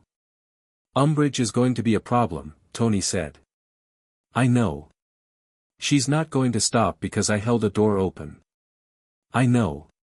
Harry looked at the workshop table, the ongoing project Tony had spread across it, a new interface for the Gauntlet's targeting system. "What are you going to do?" What are we going to do?" Tony sat down on his workbench stool. "That's what I wanted to talk about. Because here's the reality, this is moving fast. The ministry has resources I don't fully understand yet. Whatever they can do," he gestured at the window to indicate the general concept of appearing out of thin air in lobbies. "I can't fully counter until Bruce and Friday finish mapping the mechanics. Which means there's a window of uncertainty. And I don't like uncertainty. What do you need from me?" Harry asked. Tony looked at him. "The direct practicality of it, not what do you want me to do or what should I do but what do you need from me," the grammar of someone who'd already decided they were in this and wanted to be useful, landed somewhere specific. "I need to know what you can do," Tony said. "All of it. Whatever you've been, whatever happens around you, whatever you've tried, whatever you've been afraid to try. He paused. I'm not going to study you. That's Bruce's department and that's on your terms. But I need to understand what we're working with. Harry was quiet for a moment. Then he looked at the workshop table and the half-built gauntlet components arranged on it, and he said, "Show me what each of those does." "While I think." Tony blinked. Then he picked up the closest component. "This is the targeting array for the repulsor modification IM. The targeting calculates firing solutions using projected trajectory." Harry asked. Tony paused. "How do you know that word?" "I read your schematics," Harry said. "On the display. I've been reading them for 2 weeks." He looked up at Tony with the green eyes that were, at this particular moment, the eyes of someone who had been quietly educating themselves in the architecture of the man they'd decided to trust. "The solution parameter is wrong for what you're trying to do with it. The angle of the secondary intake means you're going to lose 12% efficiency on any lateral." "Hold on," Tony said. "Lateral firing axis, which means, Friday," Tony said, "run the calculation." A 3-second pause. "Harry's correct, boss. 12.4% efficiency loss on any firing axis between 40 and 70 degrees lateral. Nice catch, kid." Harry looked at the component. "I've been reading a lot." Tony looked at him for a long moment. Then he slid the component across the table and said, "Okay. Fix it. Tell me what you need." Harry looked at the component. Then at Tony. Something happened in his face, not surprise exactly, but the ghost of it. The shape of something that had been waiting a long time for someone to say exactly those words. He picked up the component and said, "I need a millimeter driver and a different angle on the secondary intake housing." Tony reached for the tool tray. "It's called a precision driver in this context." "That's what I said." "You said millimeter." "It's a millimeter head precision driver." I abbreviated. Tony handed him the tool. "You're 7. Almost 8, Harry said, and began to work. They worked for 2 hours like that, Harry disassembling and reassembling the targeting array with hands that were careful and precise and only occasionally uncertain, Tony talking him through the parts that needed explaining and not talking through the parts Harry clearly had, asking questions that were good questions, questions that went to the mechanism of things. The conversation moved from the gauntlet to how repulsors work to whether you could theoretically replicate the effect with non-technological energy, and this was the point where Harry looked at the workshop table and a wrench moved 3 feet to the left and settled gently in the correct position for what Tony needed next. Tony picked up the wrench. Said nothing. Harry said, "I think I can do more than move things." "Tell me." When something scares me. When something threatens someone he stopped. Started again. The glass breaks. The lights go. But it's not random. I've been paying attention. He looked at the table. I think I'm choosing. I don't know how to do it on purpose yet, but when it happens, I'm choosing. Glass near the person who's threatening. Lights in the room that would help me run. It's like, he searched for the word. Like thinking, but faster than thinking. Instinct, Tony said. Maybe. Friday's been tracking your reading since you got here. The spikes she sees, they line up with emotional state but they also line up with spatial awareness. You know where everything is in a room. All the time. Harry looked around the workshop. The precision driver is behind you, 4 inches left of the lamp. The secondary intake housing component is under the table near the left leg. There are 3 ceramic coffee mugs on the shelf above the door and one of them has a crack in it that's going to fail when it's heated again. He paused. I've always been like that. I thought everyone was. They're not, Tony said. Oh. Harry absorbed this. Is that useful? Tony thought about Umbridge's small, methodical, mapping eyes. He thought about the 72-hour window, now down to 31 hours. He thought about a parallel world of people who had known Harry existed for 7 years and made choices that ended in an alley behind a dumpster. Yes, he said. That's useful. Later, when the workshop was winding down and Harry was putting components away with the careful tidiness he brought to everything, Tony pulled up Friday's latest scan results. The energy readings from the past 2 hours were significantly different from baseline, not just in amplitude but in coherence. More organized. More intentional. Friday, Tony said, subvocal. I see it, she said. Whatever happened in there, the 2 hours of focused work, the conversation, the deliberate use, boss, the readings are more organized by a factor of 3. It's like the system is calibrating. Like it's responding to conscious engagement. His magic gets stronger when he's engaged, Tony said. When he's safe, Friday corrected, very quietly. Cross-referencing with the past 3 weeks of data, the readings correlate most strongly not with activity level or emotional intensity, but with security. With the degree to which he appears to feel, a brief, uncharacteristic pause. With the degree to which he feels like he belongs somewhere. Tony looked at the workshop. Harry had finished tidying and was standing by the door with his dragon under his arm, waiting to see if Tony needed anything else before he went up. Night, Harry said. Night, Tony said. That was good work today. The targeting array. Harry looked at him. You're going to fix it the way you originally had it, aren't you? Tony blinked. What? You already knew about the efficiency loss. You built it that way on purpose because you're testing a different intake geometry to see if it performs better under lateral stress, and you needed the data from the initial flaw to complete the comparison. Harry tilted his head. I should have realized before I took it apart. Tony stared at him. I'll put it back tomorrow, Harry said. Sorry. Don't apologize, Tony said. He stopped. How did you know? You had the solution schematic on the secondary display, Harry said. You pulled it up at the 90-minute mark and then closed it before I could read it properly.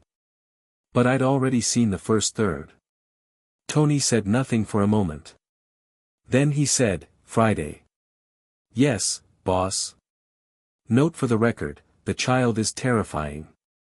Friday said, with the precise warmth of a system that had been watching a 7-year-old take apart and improve a Stark Gauntlet component for 2 hours, noted, boss. With respect, I think that's exactly the point. Harry had gone to bed by then, padding up the stairs with the dragon and the quiet footsteps of someone who still wasn't entirely sure they got to be here, but was getting more certain by the day. Downstairs in the workshop, Tony pulled up the ministry letters and read them again, and then pulled up everything Friday had compiled on Dolores Umbridge, and sat with it for a long time. The arc reactor put out its steady blue light. The city hummed below. Somewhere in rural Wiltshire, he was fairly sure, Umbridge was making her own kind of map. Tony started making his. Chapter 4, the hearing. The conference room on the 41st floor was not designed for diplomacy. Tony had built it for presentations, clean lines, a table long enough to seat 20, floor-to-ceiling glass on the city side that made New York look like a prop designed to make whatever you were doing feel significant. It was a room that said we are serious people doing serious things without having to announce it. Pepper had spent 2 days making it work for what it needed to be today, which was a formal meeting between 3 institutional powers that had no agreed framework for meeting, no shared legal vocabulary, and no particular reason to trust each other. She'd arranged the seating with the precision of someone who understood that where people sat was its own kind of argument. Shield on one side, Fury, Maria Hill, and a legal advisor named Chen who had 17 years of international law behind her eyes and a face that gave away nothing. The ministry on the other, Fudge had confirmed attendance, Umbridge had confirmed attendance, and Dumbledore's confirmation had arrived by owl at 6 in the morning on the day itself, written in the elaborate hand Tony had come to recognize, apologizing for the lateness and saying only that he would be there. The middle of the table was left empty.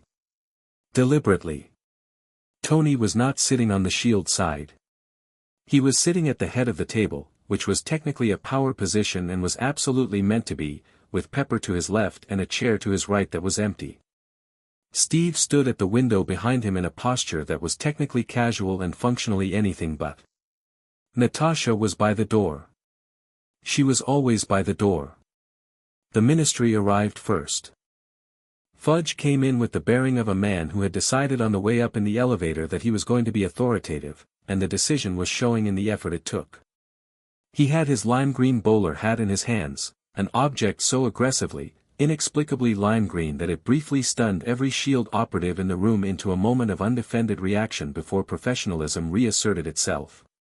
Behind him came Umbridge in pink, a cardigan today, over formal robes, a shade of pink that had apparently been selected to appear harmless and had achieved the opposite, at least to anyone paying the right kind of attention.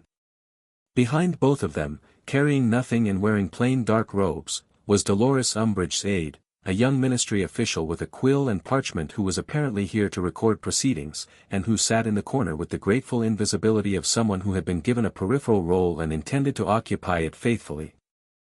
Fury came in 30 seconds later with Hill and Chen, and the specific quality of presence that Nick Fury brought to a room settled over everything like a weather system. He looked at Fudge. He looked at Umbridge. He sat down. Dumbledore arrived last. He came in without announcement, the door opened, and he was there, and the room recalibrated around his presence the way rooms did when someone sufficiently singular entered them. He was tall, old in the way of things that had existed long enough to become authoritative simply by duration, with a long silver beard and half-moon glasses and robes of deep blue that would have looked theatrical on anyone else, and on him looked like a deliberate choice made by someone who had stopped caring about other people's categories a long time ago. He looked at the room. He looked at the empty seats at the middle of the table. He looked at Tony. His eyes were blue and very sharp, and they were the eyes of someone who assessed quickly and completely and found the assessment interesting. They moved from Tony to the window where Steve stood, to the door where Natasha was stationed, and then to the empty chair at Tony's right. He sat, without being directed, in the seat across from that empty chair. On the ministry side, technically, but separated from Fudge and Umbridge by 2 chairs. His own decision, Tony noted. His own geometry. Mr. Stark, Dumbledore said. His voice had the quality of his eyes, old and sharp and genuinely engaged. Thank you for agreeing to this meeting. I didn't agree to it so much as schedule it, Tony said. There's a difference. Indeed there is. Something in Dumbledore's expression acknowledged this without conceding anything. Fudge cleared his throat. I believe we should. We'll wait, Tony said. He looked at his watch. 2 more minutes. Fudge looked at the empty chair. Who? The door opened. Harry walked in. He was in dark jeans and a green jumper that Pepper had selected, possibly because the color did something specific with his eyes, and he was carrying nothing and his hair was doing its structural independence thing, and he walked in without hesitating and went directly to the empty chair at Tony's right and sat down. The dragon was not with him. He had left it in his room. The choice was legible to Tony, who had watched him make it, not hiding who he was, but choosing what he carried into this room. He sat. He looked at the people across the table from him with the green eyes that had learned to be measuring and were measuring now, methodically, starting with Fudge, who looked at him with an expression of political relief, as if Harry's presence was confirming something he'd needed confirmed, and moving to Umbridge, whose pleasant expression intensified in a way that Tony's threat assessment brain clocked immediately as predatory interest, and then to Dumbledore. Harry looked at Dumbledore for a long time. Dumbledore looked back. Something passed across the old man's face that was not comfortable to look at. It was the expression of someone confronting the distance between a decision they made and its consequences, embodied and present and 7 years old and watching them across a table. Harry, Dumbledore said. Quietly. Just that. Professor Dumbledore, Harry said. His voice was completely steady. I know who you are. Tony told me.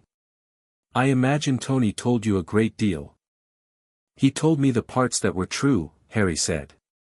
I think there are other parts. I'd like to hear those too, at some point. He paused. Not today, probably. Dumbledore looked at him for another moment.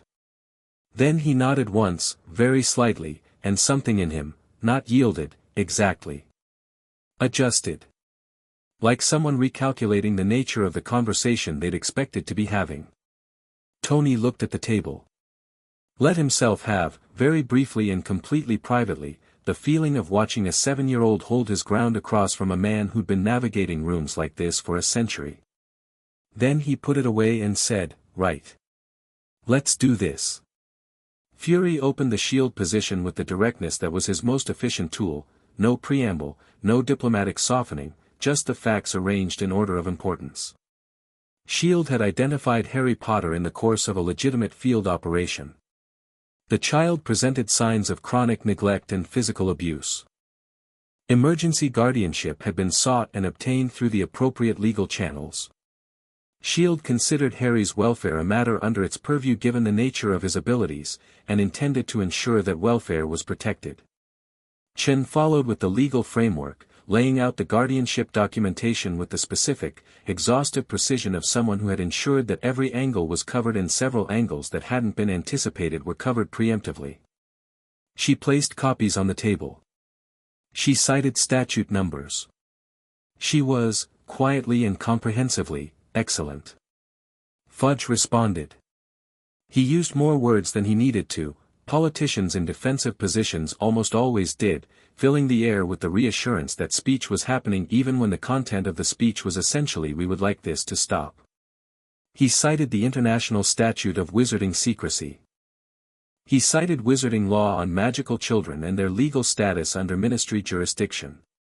He used the phrase "the greater good of the wizarding world" twice and for Harry's own sake 3 times. Harry listened to the phrase "for Harry's own sake" with an expression that was the controlled adult cousin of what Tony imagined would otherwise have been a fairly unambiguous eye roll. Umbridge spoke when Fudge wound down, and the shift in the room was immediate and specific. Where Fudge was performing authority, Umbridge was performing something more careful. She expressed sympathy, for Harry's difficult experience, for the misunderstanding that had led to this situation, for the understandable concern of Mr. Stark and his colleagues. She suggested that the wizarding world had resources and support structures far better suited to a magical child's development than, and here she smiled with the specific warmth of a smile designed to not feel like an insult while delivering one, than a technology company. "He's not a problem to be resourced," Steve said. Umbridge looked at him pleasantly. "Of course not, Captain Rogers." "I simply mean, I know what you mean," Steve said. The pleasantness intensified. Tony clocked it as escalation. "I'm sure you do." She returned her attention to the center of the table. "Harry, dear," she leaned slightly forward. "Wouldn't you like to be with people like yourself? With other children who understand what you're going through? Hogwarts is a wonderful place. You'd have friends your own age, proper training." "I have friends," Harry said. Umbridge blinked. It was a very small blink, but it happened. "Of course. But people your own. Clint taught me to shoot a bow yesterday," Harry said. "Badly. But he's teaching me." He paused. "Bruce explained science to me. Natasha taught me to read a room." He looked at Umbridge with the green eyes that were currently reading the room with approximately the accuracy Natasha had described when she'd covered the curriculum over 3 conversations in the past week. "I'm reading this one right now." Umbridge looked at him. The pleasantness was still there, but it was doing more work to stay in place. "What are you reading?" Dumbledore asked. He was watching Harry with an expression that had moved several degrees towards something Tony might reluctantly call admiration. Harry looked at Dumbledore. "That you think the Ministry is making a mistake," he said. "That you came here for your own reasons that aren't exactly the same as theirs. That you want to say something and you're deciding when." He paused. "Minister Fudge is nervous and wants to leave.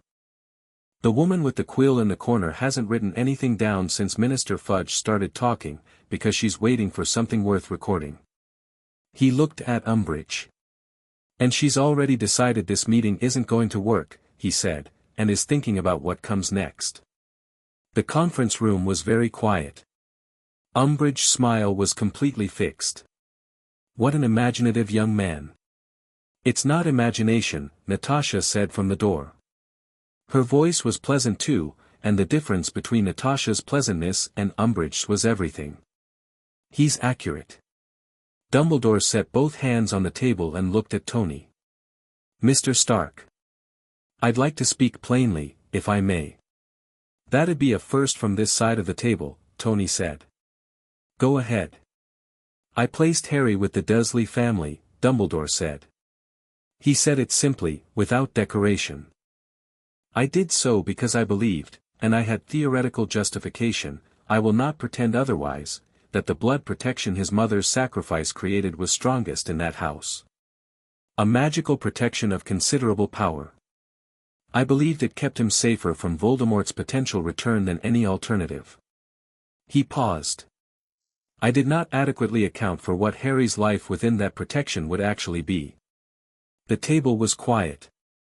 No, Harry said. You didn't. Dumbledore looked at him. No. I didn't. And I am, he stopped, and the stop was significant because he was a man who stopped rarely. I am sorry, Harry. That is insufficient. I know it's insufficient. But it is true. Harry looked at him for a long moment. Not angry. Not forgiving. The careful, honest look of someone receiving information and filing it in its accurate location. I believe you, he said. I don't know yet what I think about the rest of it. That's fair, Dumbledore said. I'd like you to know, Harry continued, and his voice was still completely steady, that Tony and Steve and everyone here have done more for me in 4 weeks than anyone in your world did in 7 years. I'm not saying it to hurt you. He paused. I'm saying it so you understand where I am. Dumbledore nodded. It was the nod of someone accepting a fact they cannot argue with and have no intention of arguing with. Fudge, who had been sidelined by this exchange and found it uncomfortable, reasserted himself. Be that as it may, the legal position of the Ministry is clear. Harry is a British magical citizen under our jurisdiction, and, your jurisdiction argument has a problem, Tony said.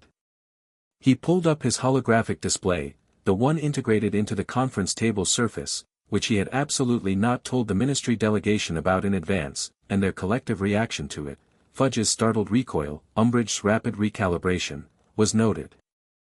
He brought up Chen's documentation on one side and, on the other, a map. Harry was found in a non-magical location in a Muggle city, by non-magical operatives, in a state that would trigger mandatory reporting under any non-magical child welfare framework. Your jurisdiction applies to your citizens in your domain. When your citizen is in our domain, in the condition Harry was in, our frameworks apply. He looked at Fudge. That's the legal argument. You can take it to whatever international body you'd like. I'd be happy for the conversation to become more public. The word public landed exactly where Tony had intended it to. Fudge went slightly pale. The statute of secrecy, he started. Is your problem, Tony said. Not mine. I didn't know about it until a week ago. The legal obligation not to go public with the existence of your world is yours. Which means your ability to escalate this through any external body is limited. He tilted his head. Minister. You've got no leverage here that doesn't also blow your cover. Fudge looked at Umbridge. Umbridge's expression had not changed. She was looking at the holographic display with the eyes of someone cataloging data. What do you want, Mr. Stark? She said. Ultimately. What is it you want from this? Harry stays here, Tony said. He continues his education. We're already in discussion with Hogwarts about what that looks like, because surprisingly, Dumbledore's deputy sent a very reasonable letter about curriculum options, and I think there's a workable hybrid model. He has access to his world on his terms and timeline. The Ministry does not have unilateral access to him. Any future conversation about his role in your society happens with him present and with his active consent. He looked at her. That's not a negotiating position. That's the outcome. Umbridge smiled. And if the ministry disagrees? Then we have a different conversation. Tony leaned back. A louder one. Umbridge looked at him for a moment with the still, assessing eyes. Then she looked at Harry. Harry looked back. He didn't look away, didn't shift, didn't perform anything. He just met her eyes with the steady, specific directness of someone who had decided they were not afraid and was right about that decision. Something moved through Umbridge's expression. Very brief. Tony would have missed it if he weren't watching closely. It wasn't anger. It wasn't surprise. It was the specific, cold recognition of someone encountering an obstacle they had not fully mapped. She smiled again. Of course, she said sweetly. We simply want what's best for Harry. I know you keep saying that, Harry said. I notice you haven't asked me what that is. The meeting broke at 12:30, 30 minutes past the scheduled end. Fury and Fudge did a follow-on in the corner near the window that was technically private and that Natasha heard every word of. Dumbledore remained at the table after Fudge and Umbridge left, sitting with the patience of someone who had something to say and was waiting for the room to allow it. Tony came back to the table. Pepper had gone to handle something. Steve had gone with the shield contingent. Harry was still in his chair. Dumbledore looked at both of them. May I speak to Harry alone? He asked Tony. For a few minutes. Tony looked at Harry. Harry said, It's okay. Tony stood up. Friday's in the room, he said to Dumbledore. Not as a threat. As information. I understand, Dumbledore said. Tony left. He stood in the corridor outside and did not pace, because pacing was an admission of anxiety, and instead leaned against the wall and looked at his phone without reading anything on it. Inside the conference room, Dumbledore looked at Harry across the empty table. You are not what I expected, Dumbledore said. What did you expect? Harry asked. A child who needed guidance, Dumbledore said honestly. A child who needed to be told who he was and what his world looked like. He paused. You found that without me. Tony told me who I was in their world, Harry said. But that's not the same thing as who I am. He looked at the table surface. I'm working on that part. Dumbledore was quiet for a moment. The scar, he said. Harry touched it. Automatic. I need you to know something. About what it means, and what Voldemort was, and what, Dumbledore paused. What may still be relevant. About the night your parents died. Harry looked at him with the steady eyes. Is this dangerous? I'm not certain, Dumbledore said. He said it without evasion. There is a possibility, a theoretical possibility, that what happened that night is not entirely resolved. That the defeat was not complete. Harry processed this. He might come back. It is possible. And I'm involved in that somehow. Yes. Harry looked at the table for a long time. Then he looked up. Tell me. You're certain you want, I'm not afraid of it, Harry said. I'd rather know. He paused. Don't protect me from true things. Tony doesn't. Dumbledore looked at him. Something in the old man's face shifted into something that was, Tony would later ask Friday for the visual log and watch this moment, unmistakably respect. Not the generous, condescending respect of an adult for a precocious child. The real kind. No, Dumbledore said. I can see that he doesn't. He folded his hands on the table. Then I'll tell you what I know. And I'll tell you what I don't know, which is more. He talked for 40 minutes. Harry listened without interrupting. When Dumbledore described the night of October 31st, 1981, the house in Godric's Hollow, James Potter facing Voldemort without his wand, Lily Potter's choice, the curse that should have killed an infant and instead destroyed the most powerful dark wizard alive, Harry listened with his hands flat on the table and his face doing the quiet, enormous internal work that it did. When Dumbledore finished, Harry was quiet for a long moment. "My parents weren't random," he said. "No. They were targets. And you were, and I was the reason." He said it without self-pity. "Just calibrating. He came for me. He came for what he believed you would become," Dumbledore said. "A prophecy," he paused, seeming to decide something. "There is a prophecy. I'll tell you its full content when you're older. But I will tell you this, it speaks of someone with the power to defeat Voldemort. He believed that was you. He tried to remove the threat. And made me into it instead," Harry said. Dumbledore looked at him. "Yes. In a manner of speaking." Harry sat with this. Then he said, "Does Tony know about the prophecy?" "Not yet." "Tell him," Harry said. "Or I will. But he should know." He paused. "He makes better decisions with more information. Most people do." Dumbledore looked at the 7-year-old across the table with the expression of a man thoroughly recalibrated. "You trust him a great deal." "He built me a room with warm lights and a bookshelf," Harry said, "and he didn't make it a thing." "Yes. I trust him." Dumbledore almost smiled. "That does, perhaps, cover the essentials.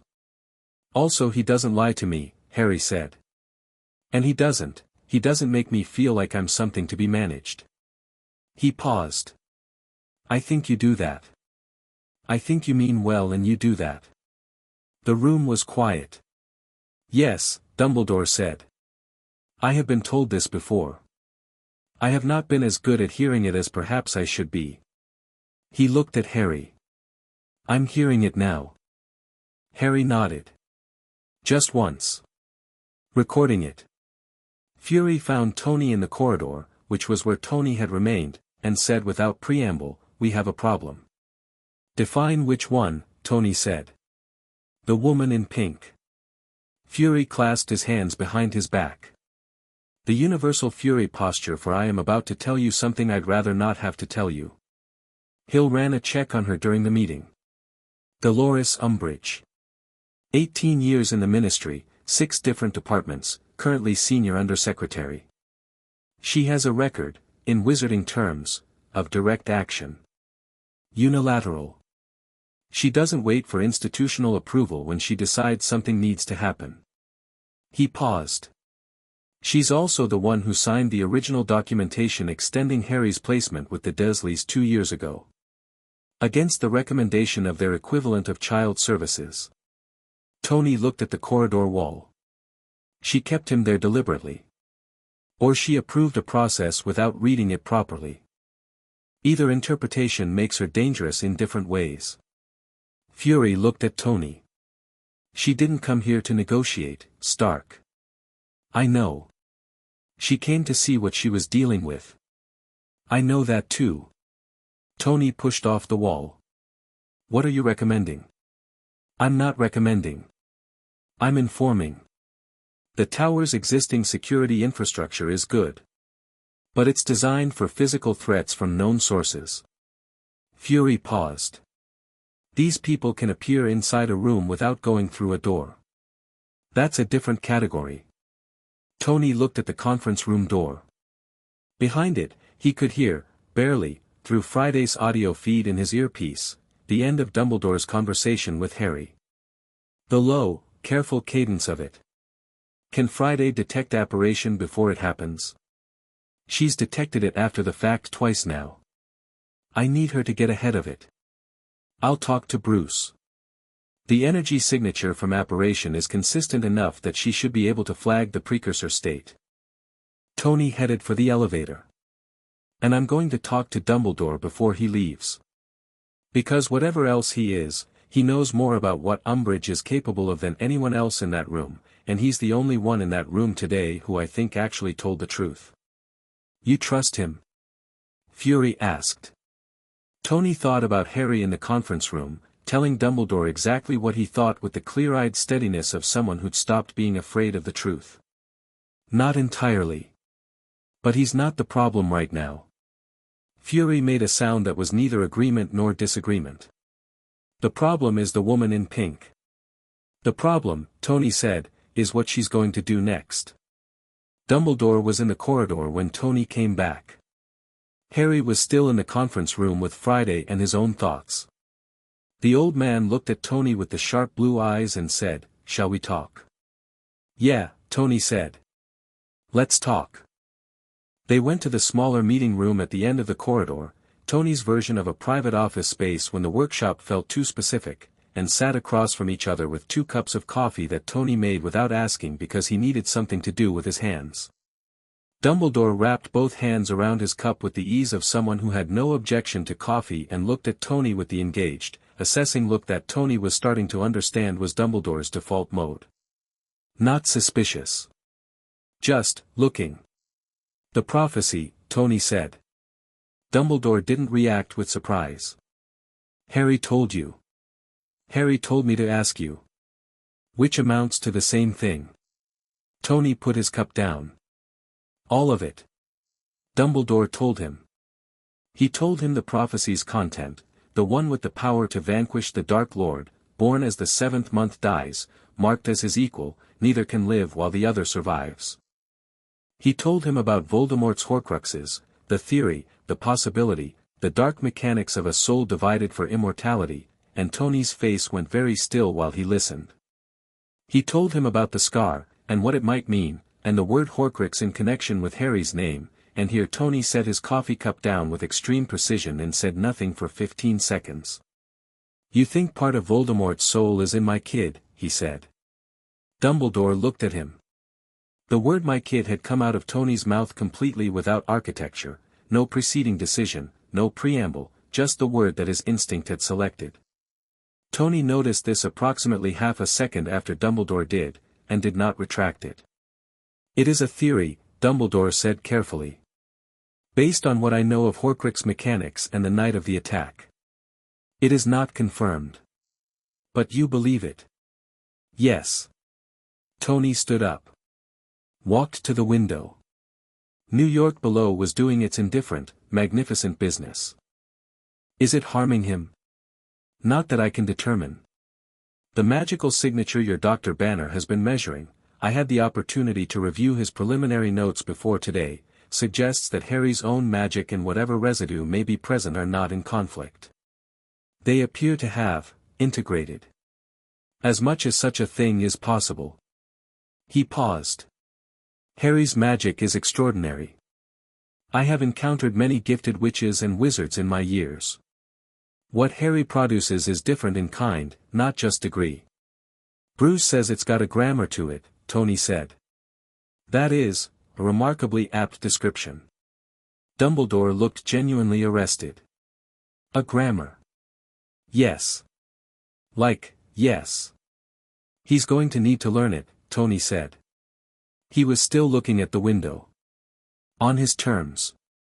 His timeline. Not because someone's decided it's time." "Agreed." Tony turned around. He looked at Dumbledore straight. "I don't fully trust you. I know. You made decisions about his life for 7 years and they were wrong." "Yes. And you're going to have to accept that I'm not going to pretend otherwise, and I'm not going to stop Harry from knowing exactly what those decisions were, because he already knows most of them and he deserves to know all of them." Dumbledore was quiet for a moment. "Mr. Stark. I came here today partly for institutional reasons and partly because I needed to see him." He paused. "I needed to see that I needed to see Harry." He looked at his hands. "Whatever my failures, and they are significant, and I carry them, I did love his parents. I love what I understand of him." He looked up. "He is extraordinary. Not because of the prophecy and not because of the scar. Because of who he is." He paused. "You've seen that, I think." 4 weeks, Tony said.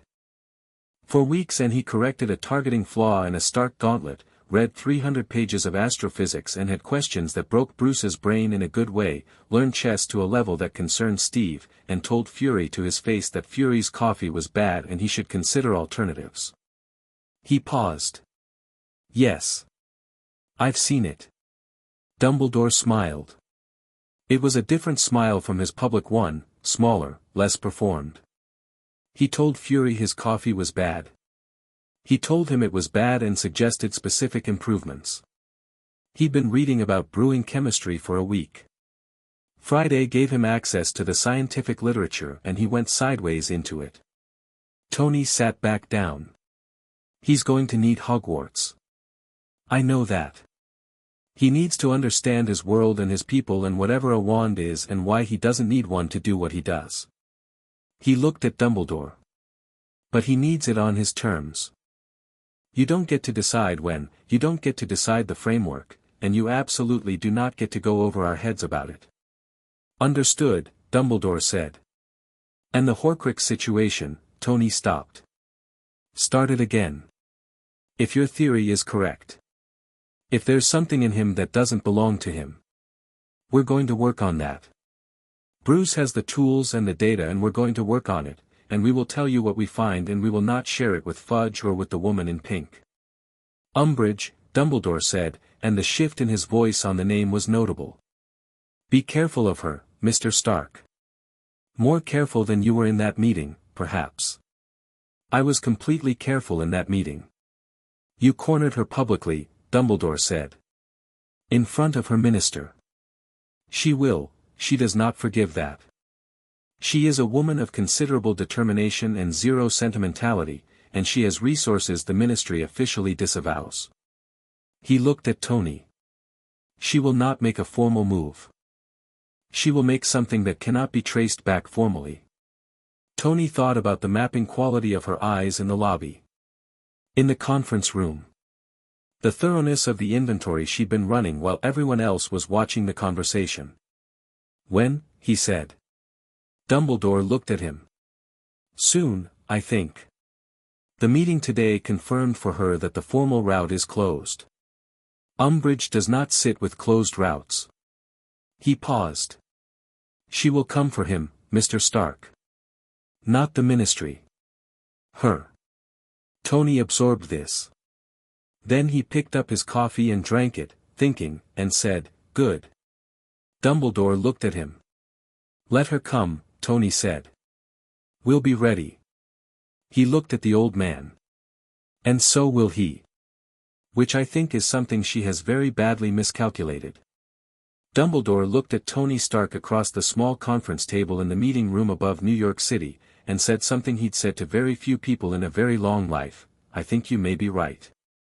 Outside, through the wall, Harry was in the main conference room with Friday, and Friday was, at Harry's request, which had come in a quiet, clear voice while Dumbledore was in the corridor, pulling up everything she had on Voldemort's recorded ability set, the history of the First Wizarding War, and the theoretical mechanics of Horcrux creation. He'd said, when Friday confirmed the files were available, don't tell Tony yet. I want to read it first. Friday had paused, the pause that happened when her protocol hierarchy encountered something that required resolution. Then she said, I'll give you until tomorrow morning. That's enough time, Harry said. And opened the first file. He was not afraid. He was, with the specific, extraordinary quality of a child who has learned that information is the only armor worth having, entirely ready to know. Chapter 5, The War. It started at 3 in the morning, which was either tactically sound or deeply cowardly depending on how you felt about people who attacked sleeping households. Tony felt strongly about it. Friday's alert came in at 3:12, not a sound, because she'd learned his sleep architecture well enough to know that sound woke him from defensive reflex and he needed 2 seconds of orientation before that reflex was useful, so she brought up a low light on the bedside panel and said, quietly, boss. We have incoming. He was already sitting up. How many? 17 confirmed signatures. Apparition events in a 2-block radius over the past 4 minutes, converging on the tower. 12 on ground level, 3 on the roof, and 2 that went directly to floor 22. A half-second pause. "Boss, floor 22 is Harry's floor," Tony said, and he was already moving. He didn't go for the suit cabinet. He went for the bracelet on his wrist, the nano housing that held the Mark L, which assembled in 2.1 seconds and had never needed to be faster than that until this moment, when 2.1 seconds felt long in a way that had nothing to do with tactical calculation and everything to do with the fact that Harry was on floor 22 and two people had appeared there out of thin air. "Steve," he said into the comm. "Already up," Steve said. He sounded like he'd been awake for a while, which meant his instincts had clocked something before Friday's alert. "I'm heading to Harry's floor. I'm faster. You take the roof." "Nat, lobby," Natasha said. Her voice had the quality it had in the field, clipped, entirely present, nothing wasted. "Clint's covering the east stairwell." "Bruce, I know," Bruce said, and his voice had a different quality entirely. Lower. Controlled in the specific way of someone managing something that very much wanted to be unmanaged. "I'm staying in the lab. Unless you need the other option." "Hold," Tony said. "Last resort." He was in the elevator, suit fully assembled, the faceplate up because he needed the display. Friday was feeding him the tower's full sensor array, 17 signatures, 17 points of light on the schematic. The two on floor 22 were moving toward Harry's room. He hit the manual override and the elevator dropped 4 floors in 1.8 seconds. The doors opened on a corridor that was dark, the emergency lighting was on, amber strips along the floor, because someone had killed the main power to floors 20 through 24, which was a targeted move, a specific choice, and the precision of it told him these weren't ministry bureaucrats. These were people who knew what they were doing. The two figures at the end of the corridor were in dark robes, moving fast, and the door to Harry's room was already open. Tony came out of the elevator at speed and said, "Hey." Both figures turned. They had wands up, he could see the faint glow at the tips, the energy Friday had learned to read as pre-discharge state, and they were good, they were fast. The spell came from the left one in the same instant they registered his presence, a flash of purple light that hit the corridor wall where he'd been standing and left a scorch mark in the plaster the size of a dinner plate. He hadn't been standing there anymore. The repulsor blast took the left figure off their feet and into the right wall, and the right figure got a containment web from the Gauntlet secondary system, something Tony had added 3 weeks ago when he'd started thinking seriously about how to counter people who could teleport, and which was specifically designed to disrupt apparition by maintaining continuous physical contact. If you were wrapped in a Stark containment web, you were staying where you were. "Who sent you?" Tony said. The contained figure said nothing. The one on the floor was unconscious. Tony looked at Harry's open door. He went in. Harry was awake. He was standing in the middle of his room in his pajamas with his feet bare on the floor and the lamp on, and the room around him was doing something that stopped Tony at the doorway. The books on the shelves were vibrating. Not falling, vibrating, a fine, constant tremor that ran through every object in the room with the quality of a held note. The air had a texture to it, a density that wasn't atmospheric, something that pressed lightly against Tony's faceplate sensors and made Friday run a rapid recalibration. Harry was looking at the door. His eyes found Tony. Something in the room's tension released, fractionally, the book stilled, the air pressure normalized, a mug on the desk that had been hovering 3 inches above its surface settled back down with a soft clink. "There were 2 of them," Harry said. "I got them," Tony said. "You okay?" "They came in through the wall," Harry said. "Through the wall. Not the door." He looked at the east wall of his room, which had a very faint scorch at the baseboard where something had discharged and Harry's magic had apparently objected to its presence in a way that left a mark. "I woke up when the first one came through. I had about 3 seconds." "What did you do in those 3 seconds?" Tony asked. Harry looked at the east wall. "I told them to leave." Tony looked at the wall. "At the scorch mark. At the settled books. With your voice." "No," Harry said. "Not exactly."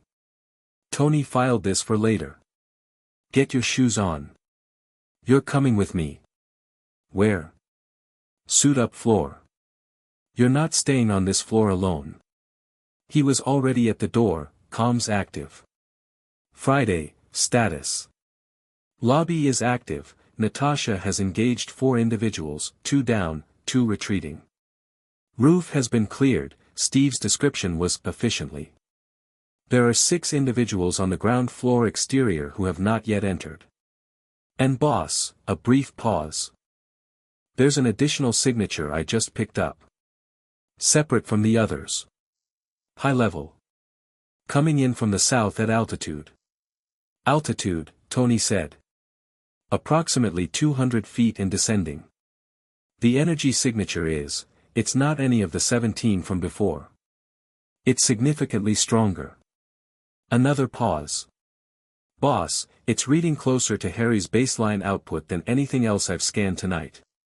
Tony looked at Harry, who had his shoes on and was standing at the doorway with the dragon under his arm and the careful, ready stillness of someone who'd already done their 3 seconds of preparation and was done being afraid. Friday says there's someone coming in at altitude, Tony said. Strong signature. Harry looked at the window. Broomstick, he said, with the certainty of someone whose instinct had just supplied a correct answer they didn't know they had. Someone's coming on a broomstick. Is that fast? I don't know how fast. He paused. But if they're coming here now, they're not with the ones already here. How do you know? Harry looked at him. Because they came from the south. Friday said south. The others came from Wiltshire. That's west. Tony stared at him. Then he said, Friday, confirm direction of origin for the high-altitude signature. South-southeast. Consistent with an origin point in, a pause. Scotland. Hogwarts, Harry said. The person on the broomstick was Minerva McGonagall, and she landed on the 43rd floor observation deck with the precision of someone who had been flying since before Tony's grandfather was born and found the concept of air traffic threatening in no way whatsoever. She was in deep green robes over what appeared to be nightclothes, her hair down in a grey plait over one shoulder, and she carried herself with the particular authority of someone who had spent 40 years managing the organized chaos of a school full of magical children and found 2 Avengers and 1 corporate tower considerably less daunting by comparison. She had a wand in her hand and her mouth in a line, and she looked at Tony and Steve, who met her on the deck, and said, Where is he? Safe, Steve said. Who are you? Minerva McGonagall. Deputy Headmistress of Hogwarts and head of Gryffindor House, neither of which is relevant right now. She looked at the tower, at the amber emergency lighting visible through the glass. How many? 17, Tony said. Most are contained or retreating. Umbridge sent 22. I had better intelligence than she expected. Her jaw was set in the way of someone who had been furious for several hours and was channeling it into function. Where are they? The contained ones are in the corridor on the 20th floor, the retreating ones won't get far, she said, and there was something in her voice that made Tony grateful, in a detached, professional way, that he was not a retreating ministry operative tonight. I need to see Harry. Tony looked at Steve. Steve looked at Tony. Friday, Tony said. Harry says it's okay, Friday said. He says he recognized the name from the letter. McGonagall followed them inside, and the way she moved through the tower, taking in everything, cataloging, adapting, reminded Tony of nobody so much as Natasha, which was not a comparison he made lightly. Harry was on the suit floor, sitting on the equipment bench with his dragon and his shoes, looking at the holographic display Friday had given him of the tower's sensor feed. He'd been watching the fight. Tony had given him access because the alternative was Harry having no information in a situation that directly involved him, and Tony had made that call in about half a second. When McGonagall came in, Harry looked at her. She looked at him.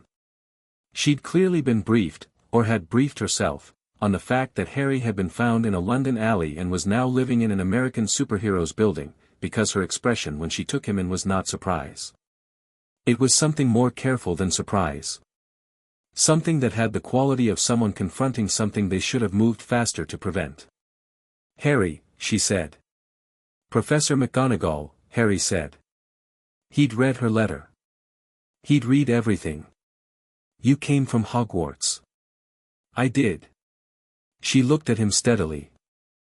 "I came because I received intelligence this afternoon that Umbridge had authorized a direct action operation against this building tonight, and I have been Albus's deputy for 30 years and I have watched Dolores Umbridge operate in this ministry for 18 years and she stopped. Precise people did not like stopping mid-sentence. "I came because I could not stay at Hogwarts knowing what was coming here and do nothing." Harry looked at her for a moment. Then he said, "Thank you." She looked at him. Something shifted in her expression, the professional control going fractionally, voluntarily soft.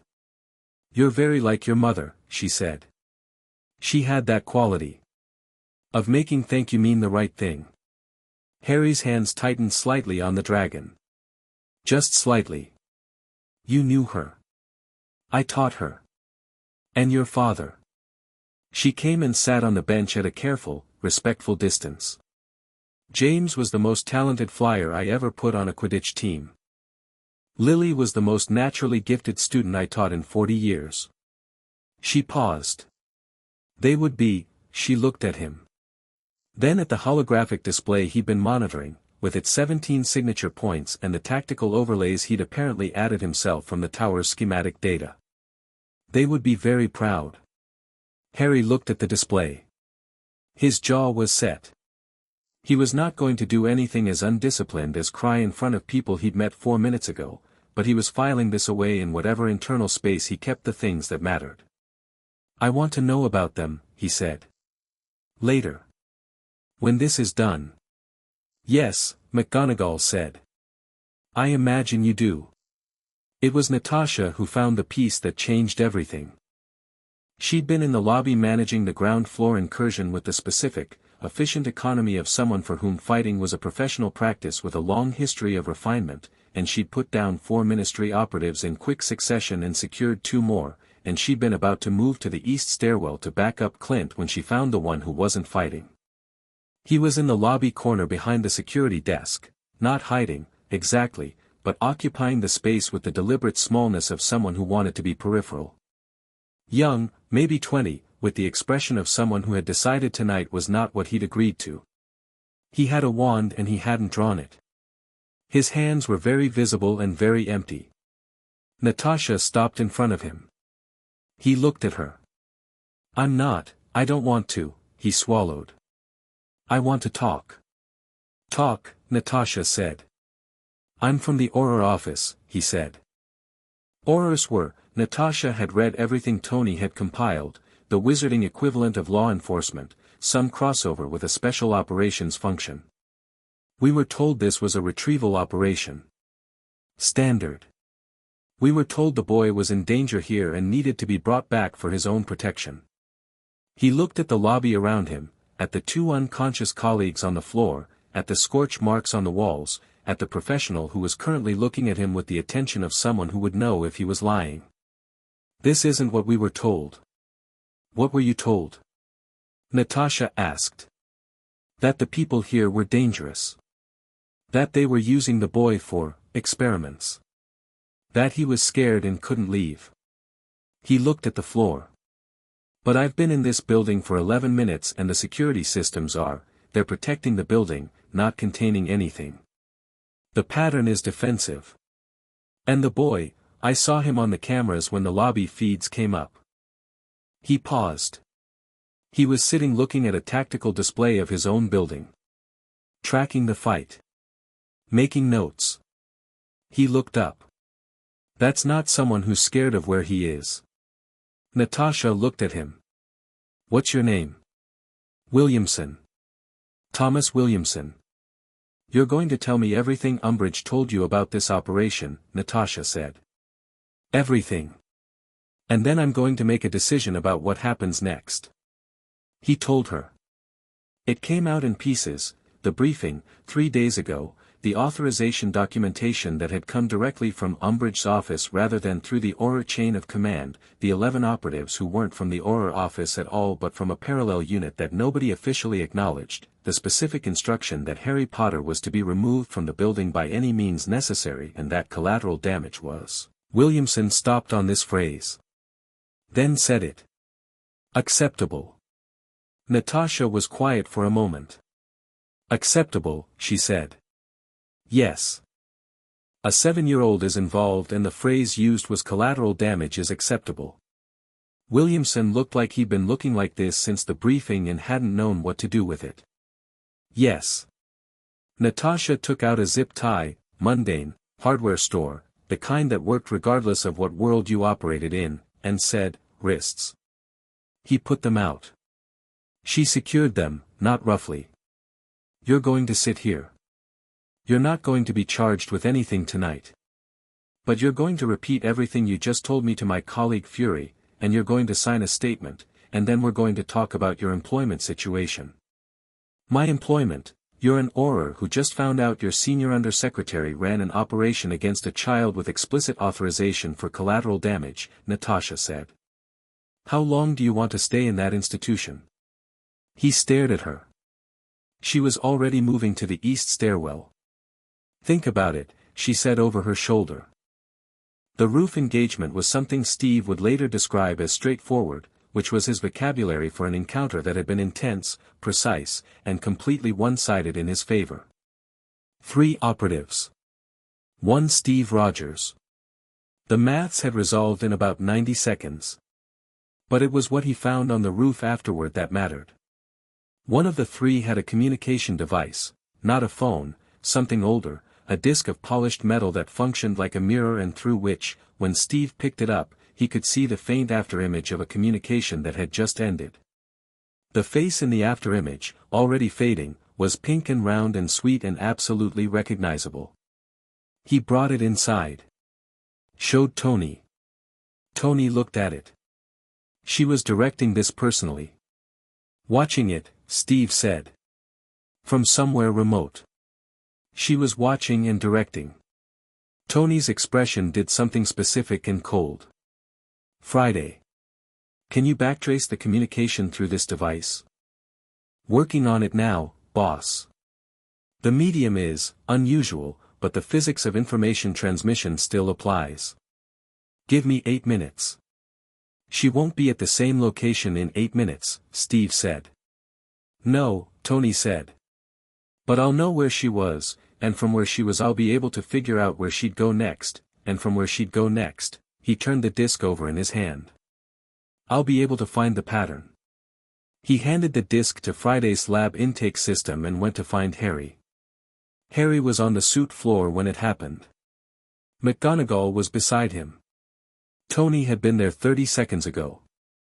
The holographic display showed the tower's situation, largely contained, operatives secured or retreated, the building systems back online as Tony rerouted around the power disruption. And then a new apparition event registered. Inside the building. Not floor 22 this time. Not the lobby, not the roof. The suit floor. The same floor. Harry turned around. Umbridge was standing 10 feet away. She hadn't come with the others. She'd come after, and alone, and she'd come directly to where the sensors showed the highest concentration of activity, which was here, because she'd been watching the entire operation on that mirror disc and she was very good at reading tactical feeds. She was in her pink cardigan over the robes. She had her wand. She was smiling. Harry, dear, she said. This has gone on long enough, hasn't it? Harry looked at her.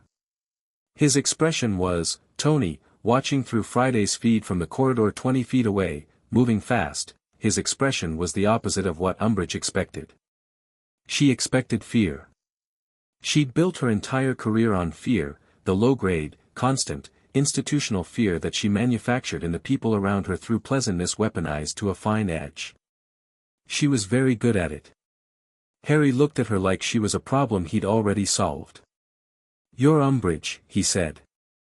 I am. She came a step forward. And you're coming with me now? No, Harry said. Simple. Not defiant, just accurate. Her smile adjusted. Harry. You authorized an operation that said I was acceptable collateral damage, Harry said. One of your Aurors told us. So I know that you're not here for my sake. He tilted his head. I know you were watching from somewhere safe while your people came here. I know you came here yourself only when you thought it was contained and easy. He looked at her wand. You're pointing that at me because you think it matters. It does matter, Umbridge said, and the pleasantness was thinning now, showing the architecture beneath it. I've been patient with this situation, Harry. Extraordinarily patient. But the wand flew out of her hand. It didn't fly like something batted away. It flew like something that had been told to leave, clearly and without argument, and had complied. It crossed the room and hit the far wall and clattered to the floor 15 feet away. Umbridge stared at her empty hand. I didn't touch it, Harry said. I didn't use a spell, I don't know any spells. He looked at her hand and then at her. Asked. McGonagall, beside Harry, had her own wand out. She said nothing. She was watching Umbridge with 40 years of accumulated context and the expression of someone who has been waiting a long time to see Dolores Umbridge encounter something she could not manage. Umbridge looked at Harry. The pleasantness was gone. What was underneath it was, not anger, exactly. Something colder. You think these people can protect you, she said. A technology company. A soldier out of time. You think that, I don't need protecting, Harry said. That's not what they are to me. She stared at him. They're my family, he said. Just that. Without drama. The way you stated a fact you were certain of. The door at the end of the suit floor opened and Tony came through, suit fully assembled, faceplate up, moving at a walk because he wasn't running, and the reason he wasn't running was that he'd seen Friday's feed and he knew what he'd walked into, and the walk was its own kind of statement. Uninvited guest, he said. He looked at Umbridge. Again. Behind him, Steve came through the second door. Natasha through the third. Clint appeared from the mezzanine above with an arrow on his string and the casual readiness of someone who genuinely enjoyed his job. Bruce was in the lab doorway, not transformed, but standing in a way that made the doorway feel considerably smaller than it was. Umbridge looked at all of them. Looked at her wand on the floor 15 feet away. Looked at Harry. You cannot keep him, she said. Already done, Tony said. Courts agreed. Documentation filed. Legally settled. He tilted his head. You want to try illegally tonight? Her eyes moved to Harry again. You belong in our world, she said, and the pleasant register was gone entirely now, leaving something that was almost, not quite, genuine. Whatever these people have told you. You are a wizard, Harry Potter. You are ours. Harry looked at her. The green eyes were clear and direct and wholly unimpressed. I'm mine, he said. The suit floor was quiet. Umbridge made one more move, not for her wand, which she couldn't reach, but a small, precise gesture with her left hand that Friday clocked as a pre-apparition motion.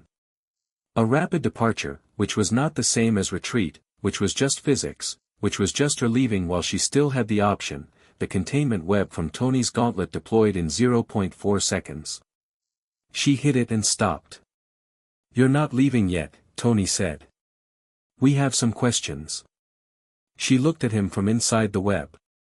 The pleasantness had been completely abandoned. What was left was very still and very cold and very, very calculating. You have made an enemy, she said. I have so many, Tony said. What's one more? This one smiles, Natasha said quietly. Watch for that. I know, Tony said. I've been watching.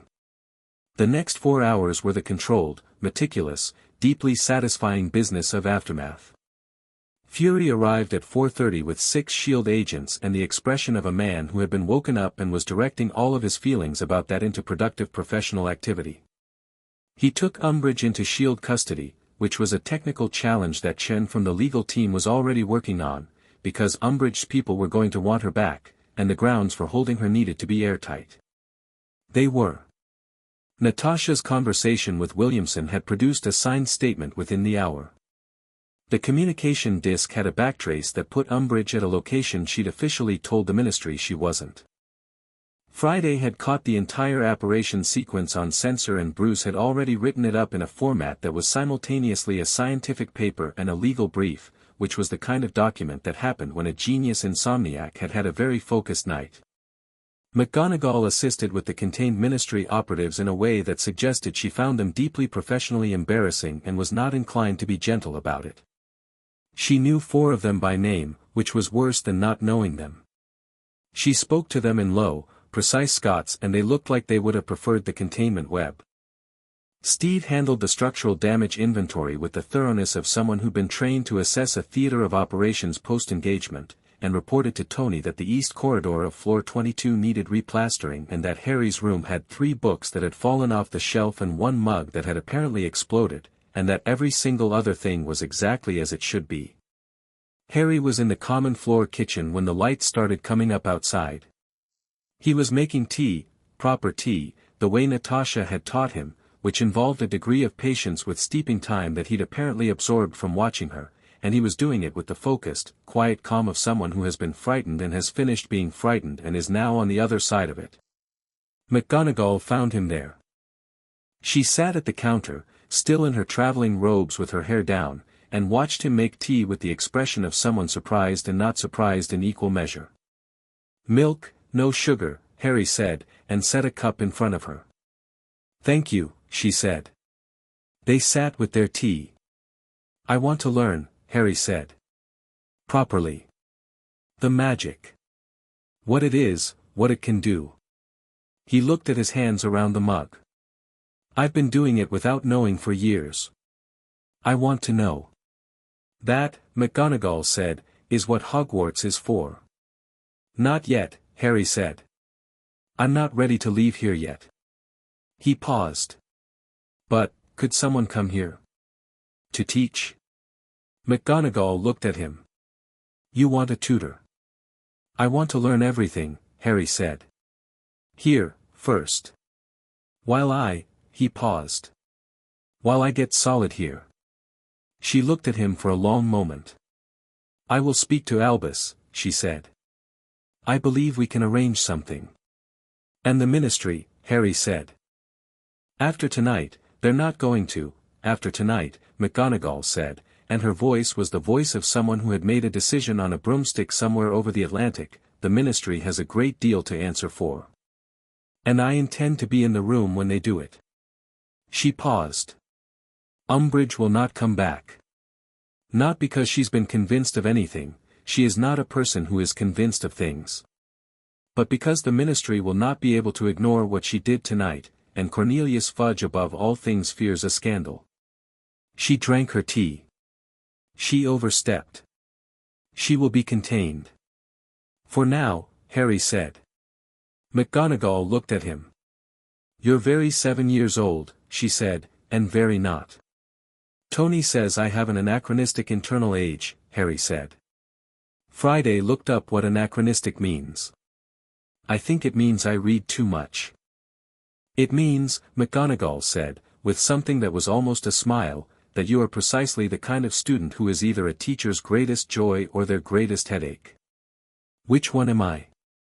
She looked at him across the counter in the early morning light, this small, sharp-eyed, bare-footed boy with his mug of tea and his dragon on the counter beside him, who had faced down a 22-person Ministry operation and Dolores Umbridge specifically with the same clear-eyed, unfrightened steadiness he was bringing to a cup of tea.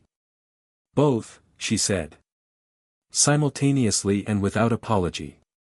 Which is the very best kind." Tony came in at 5:15 looking like someone who had been working for 2 hours straight and wasn't done yet, which was accurate. He poured coffee. Looked at McGonagall. "We need to talk about curriculum," he said. I suspected we might, she said. And about Hogwarts security, because the architecture there has the same vulnerabilities this building had before tonight, and I have thoughts. McGonagall looked at him. Mr. Stark. Hogwarts has been secure for 1,000 years. And this building has been secure for 4 years, Tony said. Neither of which stopped tonight. He sat down. I have thoughts. McGonagall looked at him with the expression she'd given 3 generations of overconfident students, which processed his tone and his credentials and the events of the past 2 hours and arrived somewhere unexpected. She set down her mug. I'm listening, she said. Steve came in and sat beside Harry with a cup of whatever he was making this week that smelled like actual food, and looked at Harry, and said, You good? Harry thought about it. Genuinely. The way he thought about everything, not fast answering, actually checking. I'm good, he said. He paused. She called me theirs. Steve looked at him. Umbridge. She said I belong in their world. That I'm theirs. Harry looked at his tea. I'm not. No, Steve said. I'm going to learn about their world, Harry said. I want to. I want to understand the magic and the history and all of it. He looked at Steve. But I'm not theirs. He stopped. Looked at Tony arguing with McGonagall across the kitchen about castle architecture, and Natasha in the doorway with tea, and Clint on the mezzanine doing something with a bowstring. I know what I am, he said. Steve looked at him. Yeah. I'm a Stark, Harry said. Quietly, but without any uncertainty. Like he was stating the address he'd decided to memorize. The kitchen did its morning business. Outside the glass, New York was turning gold. Steve put his hand on Harry's shoulder, and Harry didn't brace. He just sat, with his tea, in the early morning light of the 43rd floor, 7 years old and more certain than he'd been about anything in his life. Friday noted, in her overnight log, that Harry's energy readings, the encoded, structured, ancient, grammatical thing that she still couldn't fully classify, had spiked at 2 moments in the past 12 hours. The first was in his room, when 2 ministry operatives came through his wall. The second was on the suit floor, when Umbridge's wand flew 15 feet and hit the wall without anyone touching it. Both spikes were the highest readings she'd ever recorded from him. Both were the most coherent, the most organized, the most intentional. She noted, in the log, the correlation she'd identified previously. The readings correlated with safety. With belonging. She added a second note. The readings also correlate with protection. With the decision to protect. The most powerful outputs didn't happen when Harry was afraid. They happened when Harry was defending something. She filed it, tagged it, and sent it to Bruce's morning queue with the annotation, he's not reacting. He's choosing. Chapter 6, The Reckoning. 3 weeks after the night Umbridge came through the wall, the Ministry of Magic issued a formal apology. It was delivered by owl, because of course it was, and the owl was a large and officious barn owl that arrived at the tower's common floor window on a Tuesday afternoon and presented its leg with the air of something that understood the gravity of its cargo and was prepared to be treated accordingly. The letter was on heavy cream parchment with an official ministry seal that had been pressed so hard it had slightly embossed the table surface when Clint set it down. Fudge's signature was at the bottom. The handwriting was the careful, labored cursive of someone who had written this letter under considerable duress and had not enjoyed a single word of it. Harry read it standing at the counter. He read it twice. Then he put it down and went to make tea. Tony picked it up.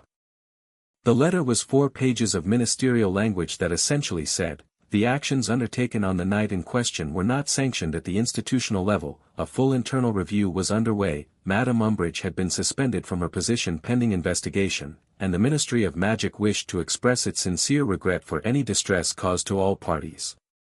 It used the phrase any distress caused in the way that people used it when they wanted to acknowledge that something happened without acknowledging what that something was.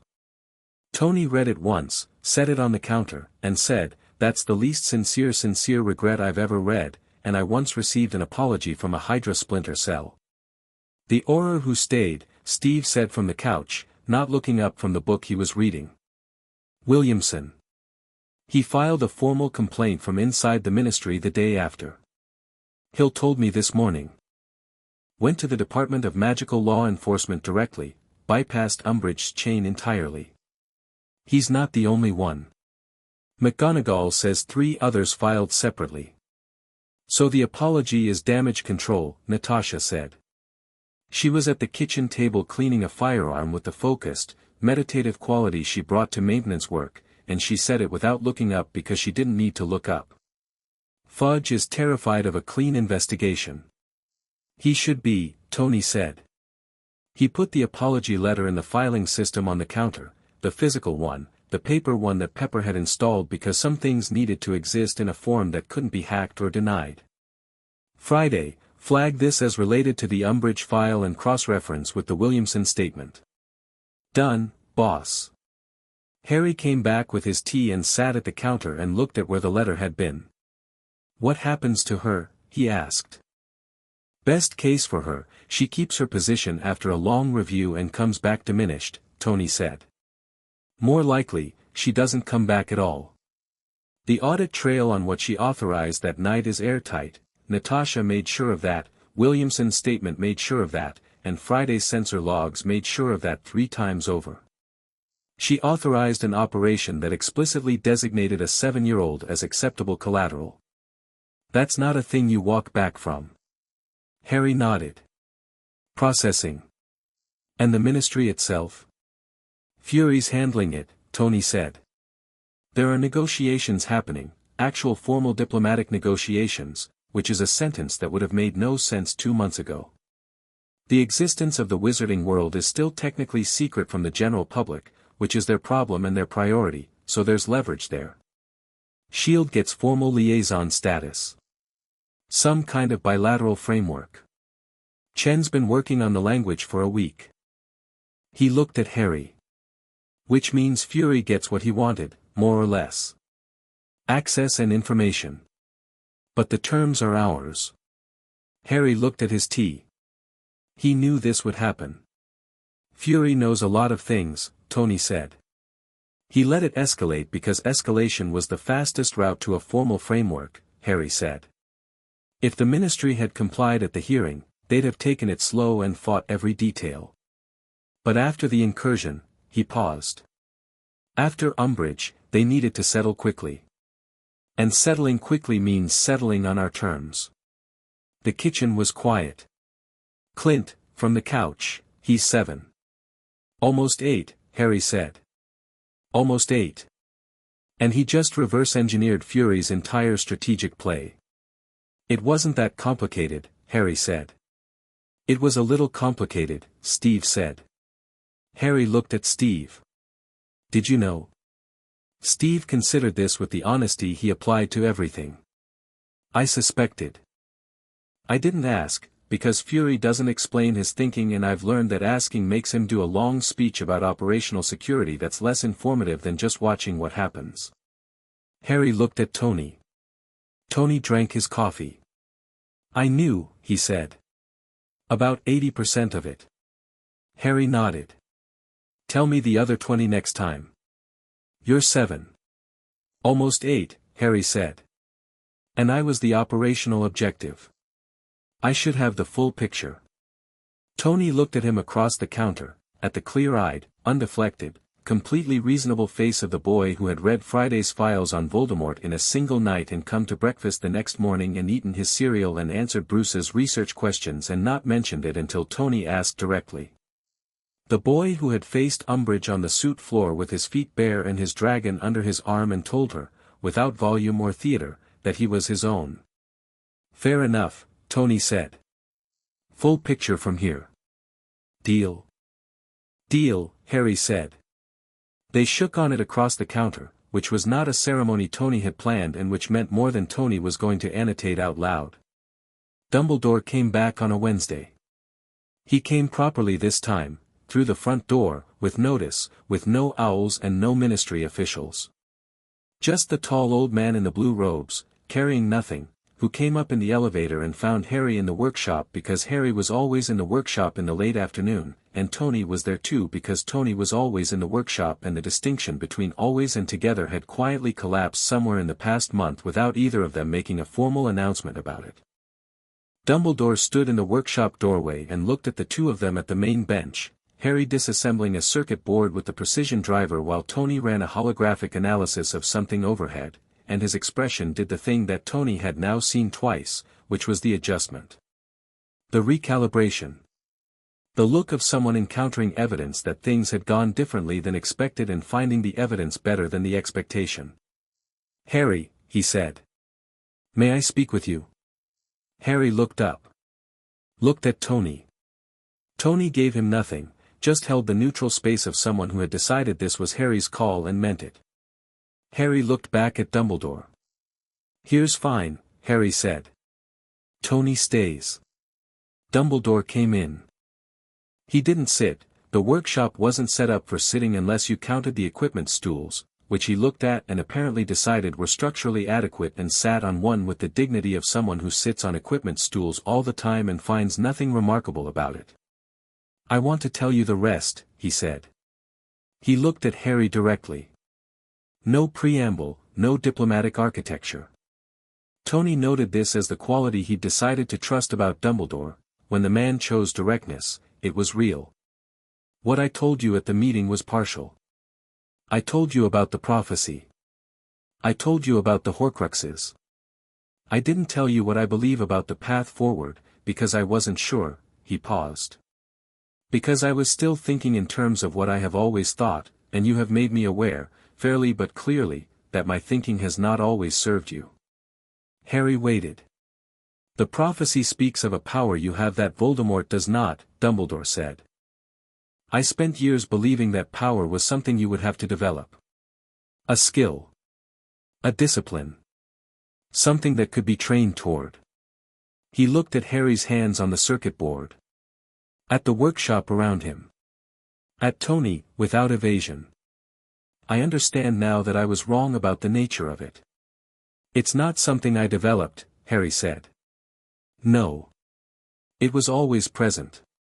The records from your infancy, before the night in Godric's Hollow, describe magical incidents of a frequency and scale that were unusual even then. You have always been," he searched for the word. "Loud," Tony supplied. Dumbledore looked at him. Something flickered in the sharp blue eyes that was either amusement or its elder sibling. "Loud," he agreed. "The protection your mother created, love as a magical force, the sacrifice of a life freely given for another, it transferred to you. It became part of the structure of your magic. And I believe," he paused.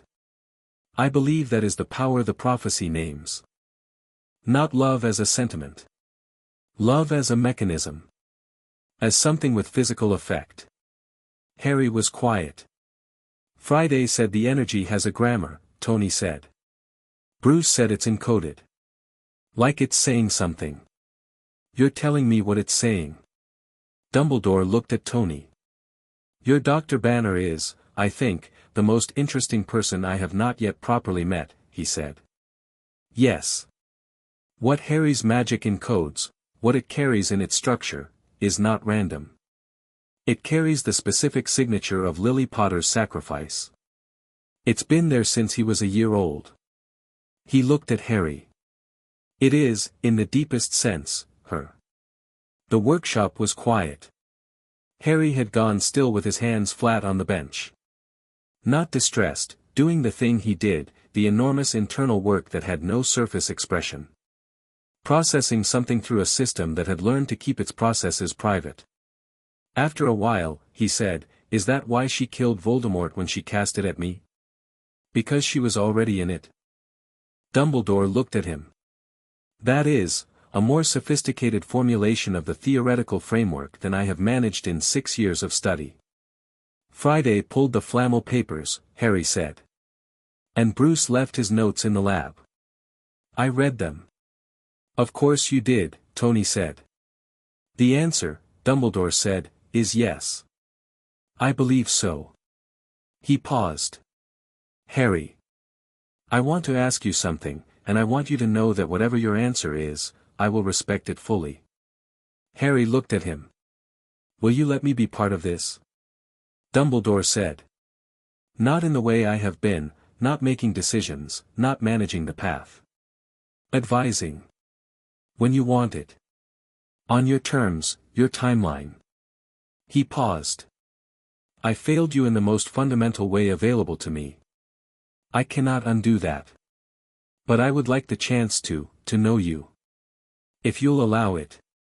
Harry looked at him for a long moment. The green eyes, steady and measuring, doing their thorough, honest work. Then he said, I have questions. About my parents. About the wizarding world. About the night it happened. He paused. I'd like answers from someone who was there. I was there, Dumbledore said quietly. Then yes, Harry said. You can come back. When I want to ask something, I'll ask.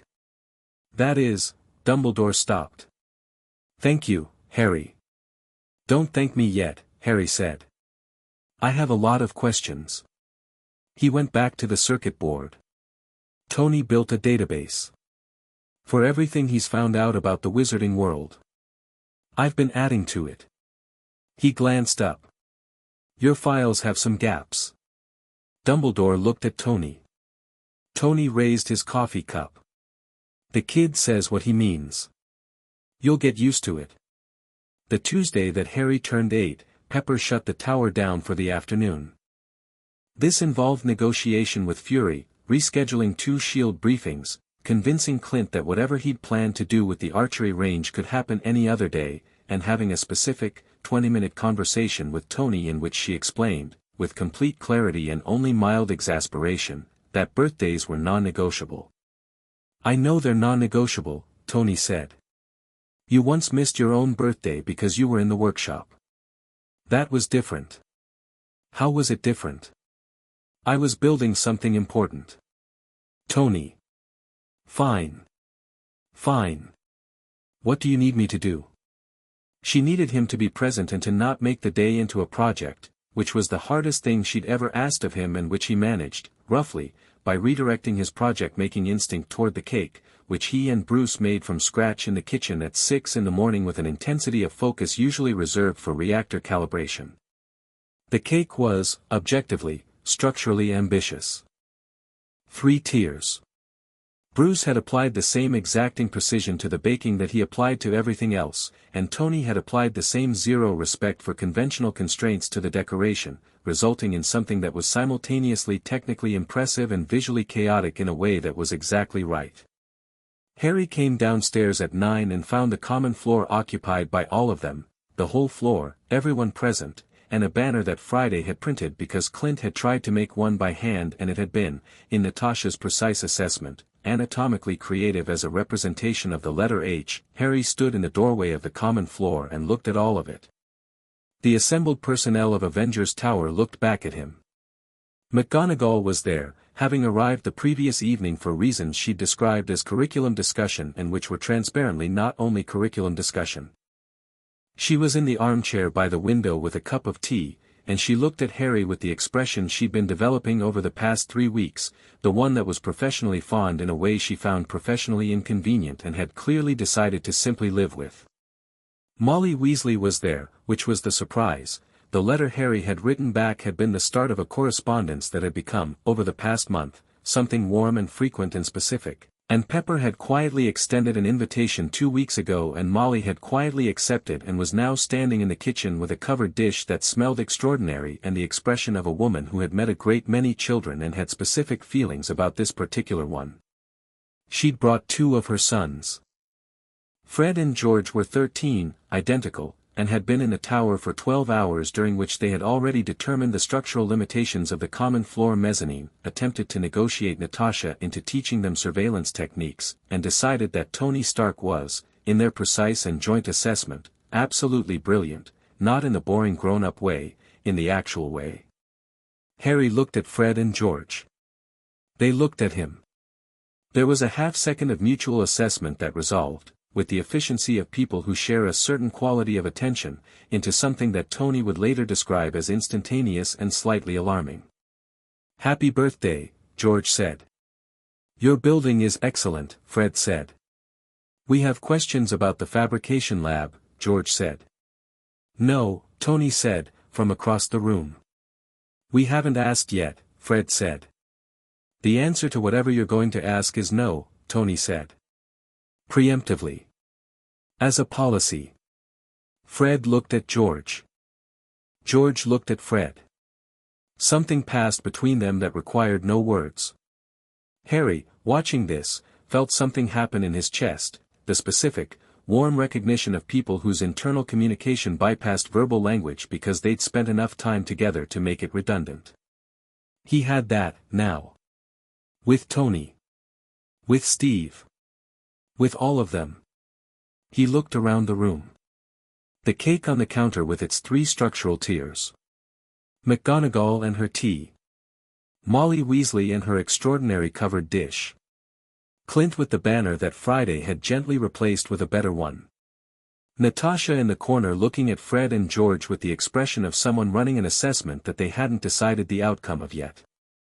Bruce with a card that he'd made himself with paper and actual drawings and the slightly self-conscious expression of someone who'd done something sentimental and was prepared to defend it.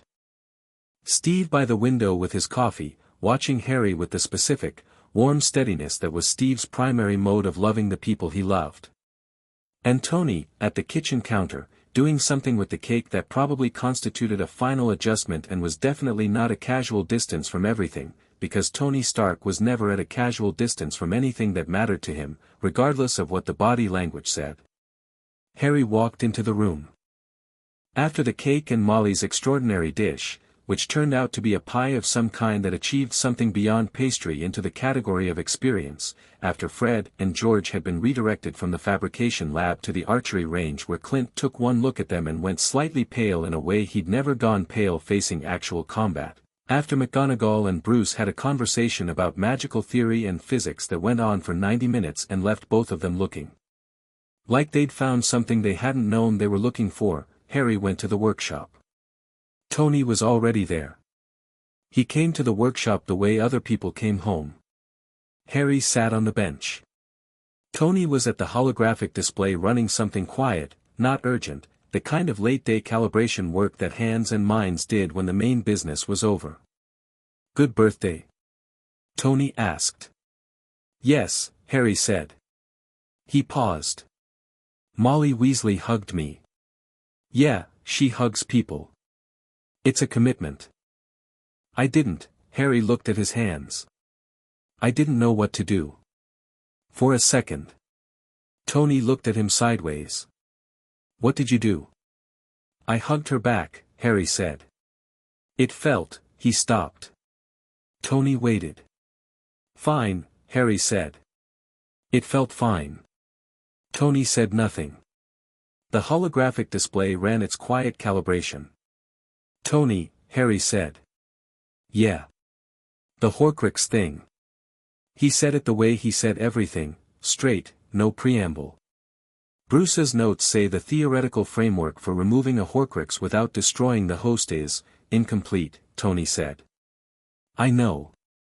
He thinks if the host's own magic is strong enough, and structured enough, and willing," Harry paused. "He thinks if the host actively participates in the removal, the host's magic could essentially reject it. Like an immune response." Tony had turned from the display. He was looking at Harry directly. "Bruce told you this?" "Bruce left his notes in the lab," Harry said. "I read them." "You keep reading things that are left in the lab. The lab is very accessible." Harry looked at his hands. "I've been thinking about it. About what it would feel like." He paused. "I can feel it sometimes. When I'm very calm and everything else is quiet.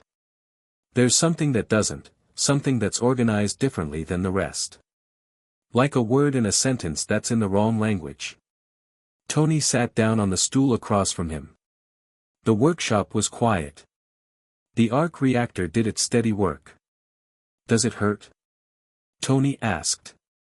No. It's just, wrong. Like something that was put there and isn't mine. Harry looked up. I want it out. I know. Not now. Not yet. But I want you to know I'm not, he paused. I'm not going to let it be a thing that happens to me. I'm going to be part of deciding how. You're going to be the whole of deciding how, Tony said. Bruce's research, my tech, your magic, your call. That's the framework. Start to finish. Harry looked at him. The green eyes doing their measuring, honest work. You mean that? I don't say things I don't mean.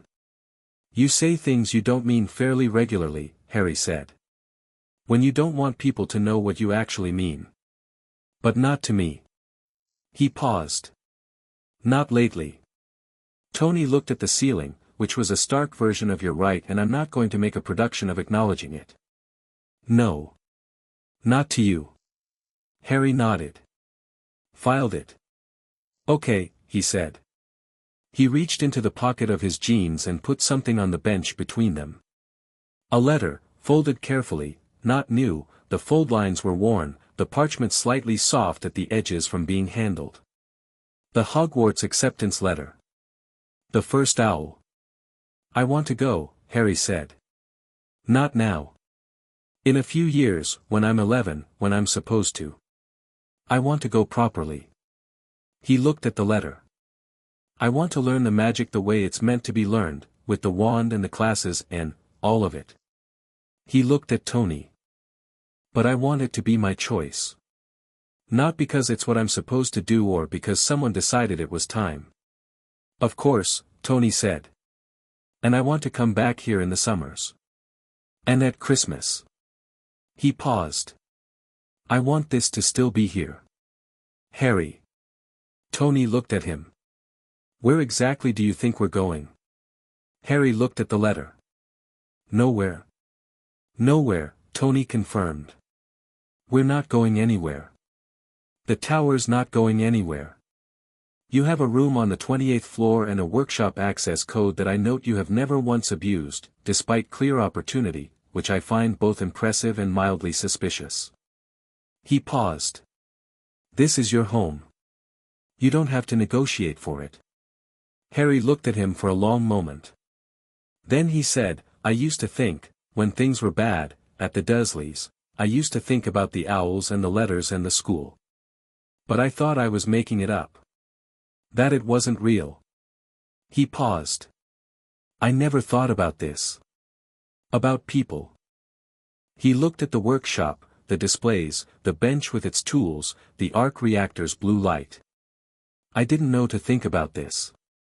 Tony held the silence that came after that. He held it with the specific discipline of someone who understood that filling it would diminish it. Then he said, well.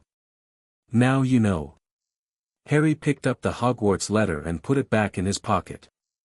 Then he picked up the precision driver and looked at the partially disassembled component on the bench, a new gauntlet modification Tony had started yesterday. Where do you want to start? Harry asked. Tony turned to the display. Pulled up the schematic. Secondary stabilization on the wrist actuator. I keep losing response time at angles above 60 degrees. Harry looked at the schematic. Looked at the component. The housing's wrong. The geometry's fighting the movement instead of following it. He tilted his head.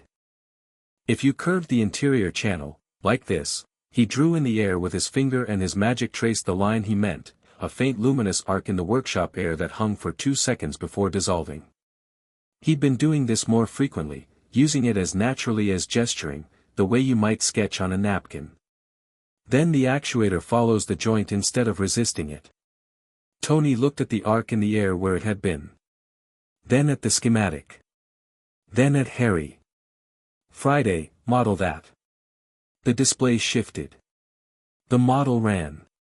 The response time at 60+ degrees improved by 31%. Yeah, Tony said. He picked up his own tool and started on the primary housing. That works.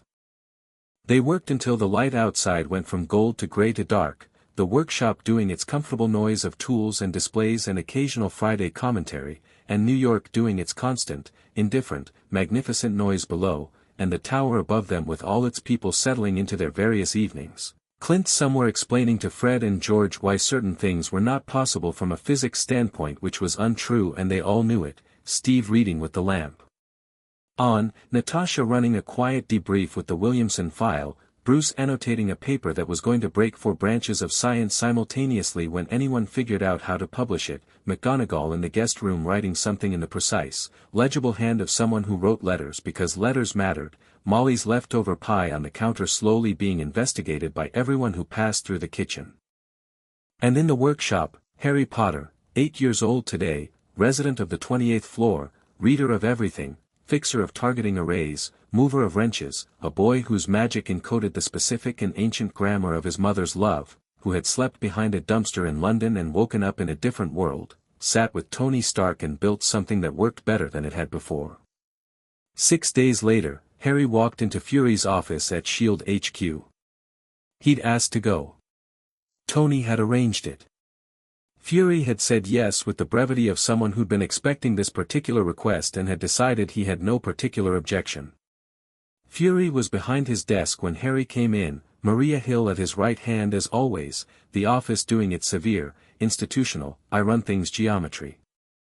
Harry looked at all of this and walked to the chair across from Fury's desk and sat in it with the straight-backed composure that McGonagall had privately told Tony was either hereditary or environmental and was quite possibly both. Director Fury, Harry said. Harry, Fury said. I want to understand what S.H.I.E.L.D.'s position is, Harry said. Going forward.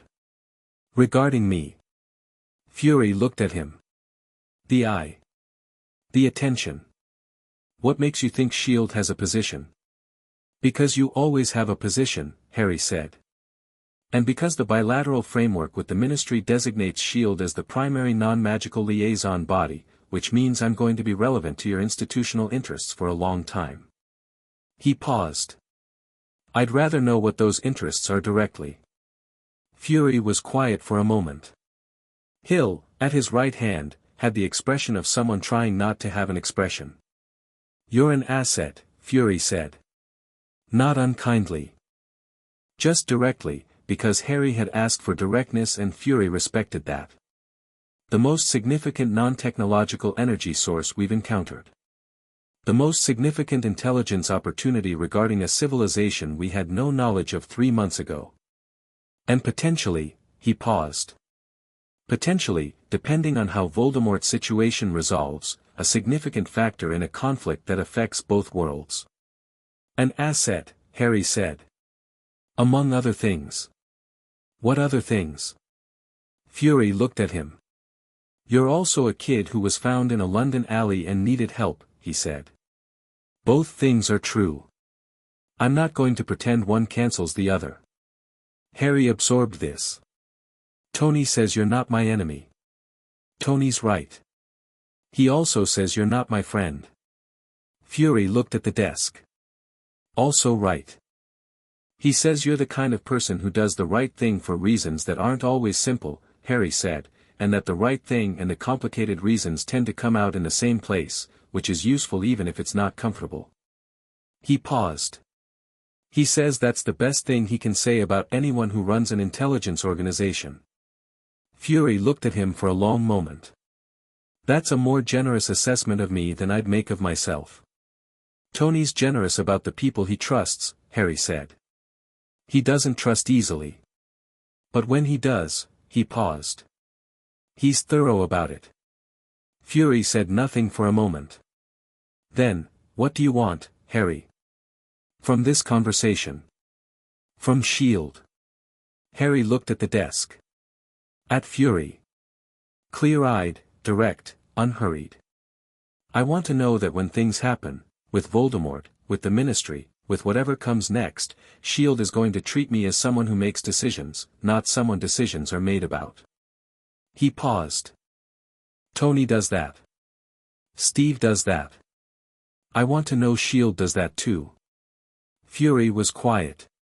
You're 8 years old, he said. I know, Harry said.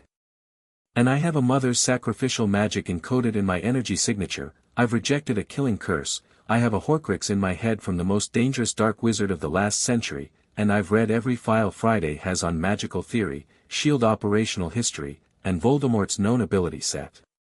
He paused. I'm 8. I'm also the most informed person in 2 worlds about my own situation.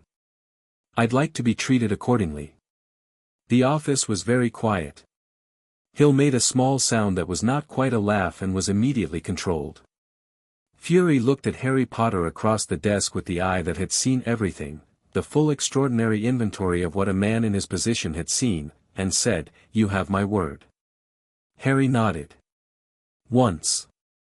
"Precise." "Thank you," he said. He stood up, and held out his hand, and Nick Fury, director of S.H.I.E.L.D., shook it. That evening, Harry went to the roof. Not the observation deck. The actual roof, the flat section above the observation deck that wasn't publicly accessible, the part that was just sky and the city below and the wind coming off the Hudson. Tony had shown it to him in the second week and said nothing about it, just opened the access hatch and let him see it, which was exactly the right thing to do.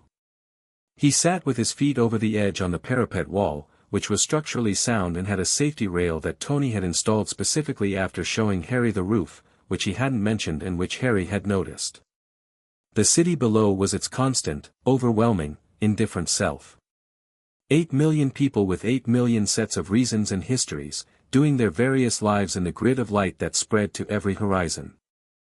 Somewhere beneath him in the tower, the people who had decided to be his family were doing their evenings. Somewhere across the Atlantic, a parallel world was conducting its politics and its history and its slow, complex, centuries-old business of being what it was. Somewhere, in some form that even Dumbledore wasn't certain of, something that had killed his parents and tried to kill him and failed was still in the world, biding. And in his own head, in the deep quiet where his magic lived when it wasn't needed, there was the wrong language word. The thing that wasn't his. He could feel it the way he could feel the spatial awareness of every object on the roof, the vent covers, the safety rail, the satellite array at the north end, just there, just present, patient and cold and waiting. He wasn't afraid of it. He'd read Bruce's notes. He'd read Flamel's fragments. He'd been thinking about the immune response framework for 3 weeks, running the theory against his own instinct for how his magic worked, and the theory held. He could feel that it held. The encoded structure his mother had left in him, the grammar of it, the will in it, was not inert. It was active. It was paying attention. It had been paying attention since he was 1 year old in a house in Godric's Hollow, and it had been waiting, and it was patient, and it was not going anywhere. He heard the roof hatch. Steve. He could tell by the footsteps, the specific unhurried weight of them, the way they distributed without urgency. Steve sat down beside him on the parapet with his feet over the edge too and looked at the city. "Good day?" Steve asked. "Yes," Harry said. He paused. "I talked to Fury." "How'd it go?" "Good, I think." He paused. "He's going to treat me as someone who makes decisions." "Did he say that?" "He said he gave his word." Harry looked at the city. "That's different from saying it. It means more." Steve was quiet. The wind came off the river. "Can I ask you something?" Harry said. "Always." "When you woke up," Harry said.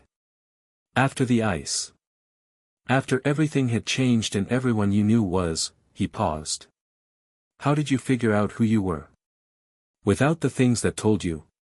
Steve was quiet for a long moment. "I didn't figure it out," he said. "Not all at once.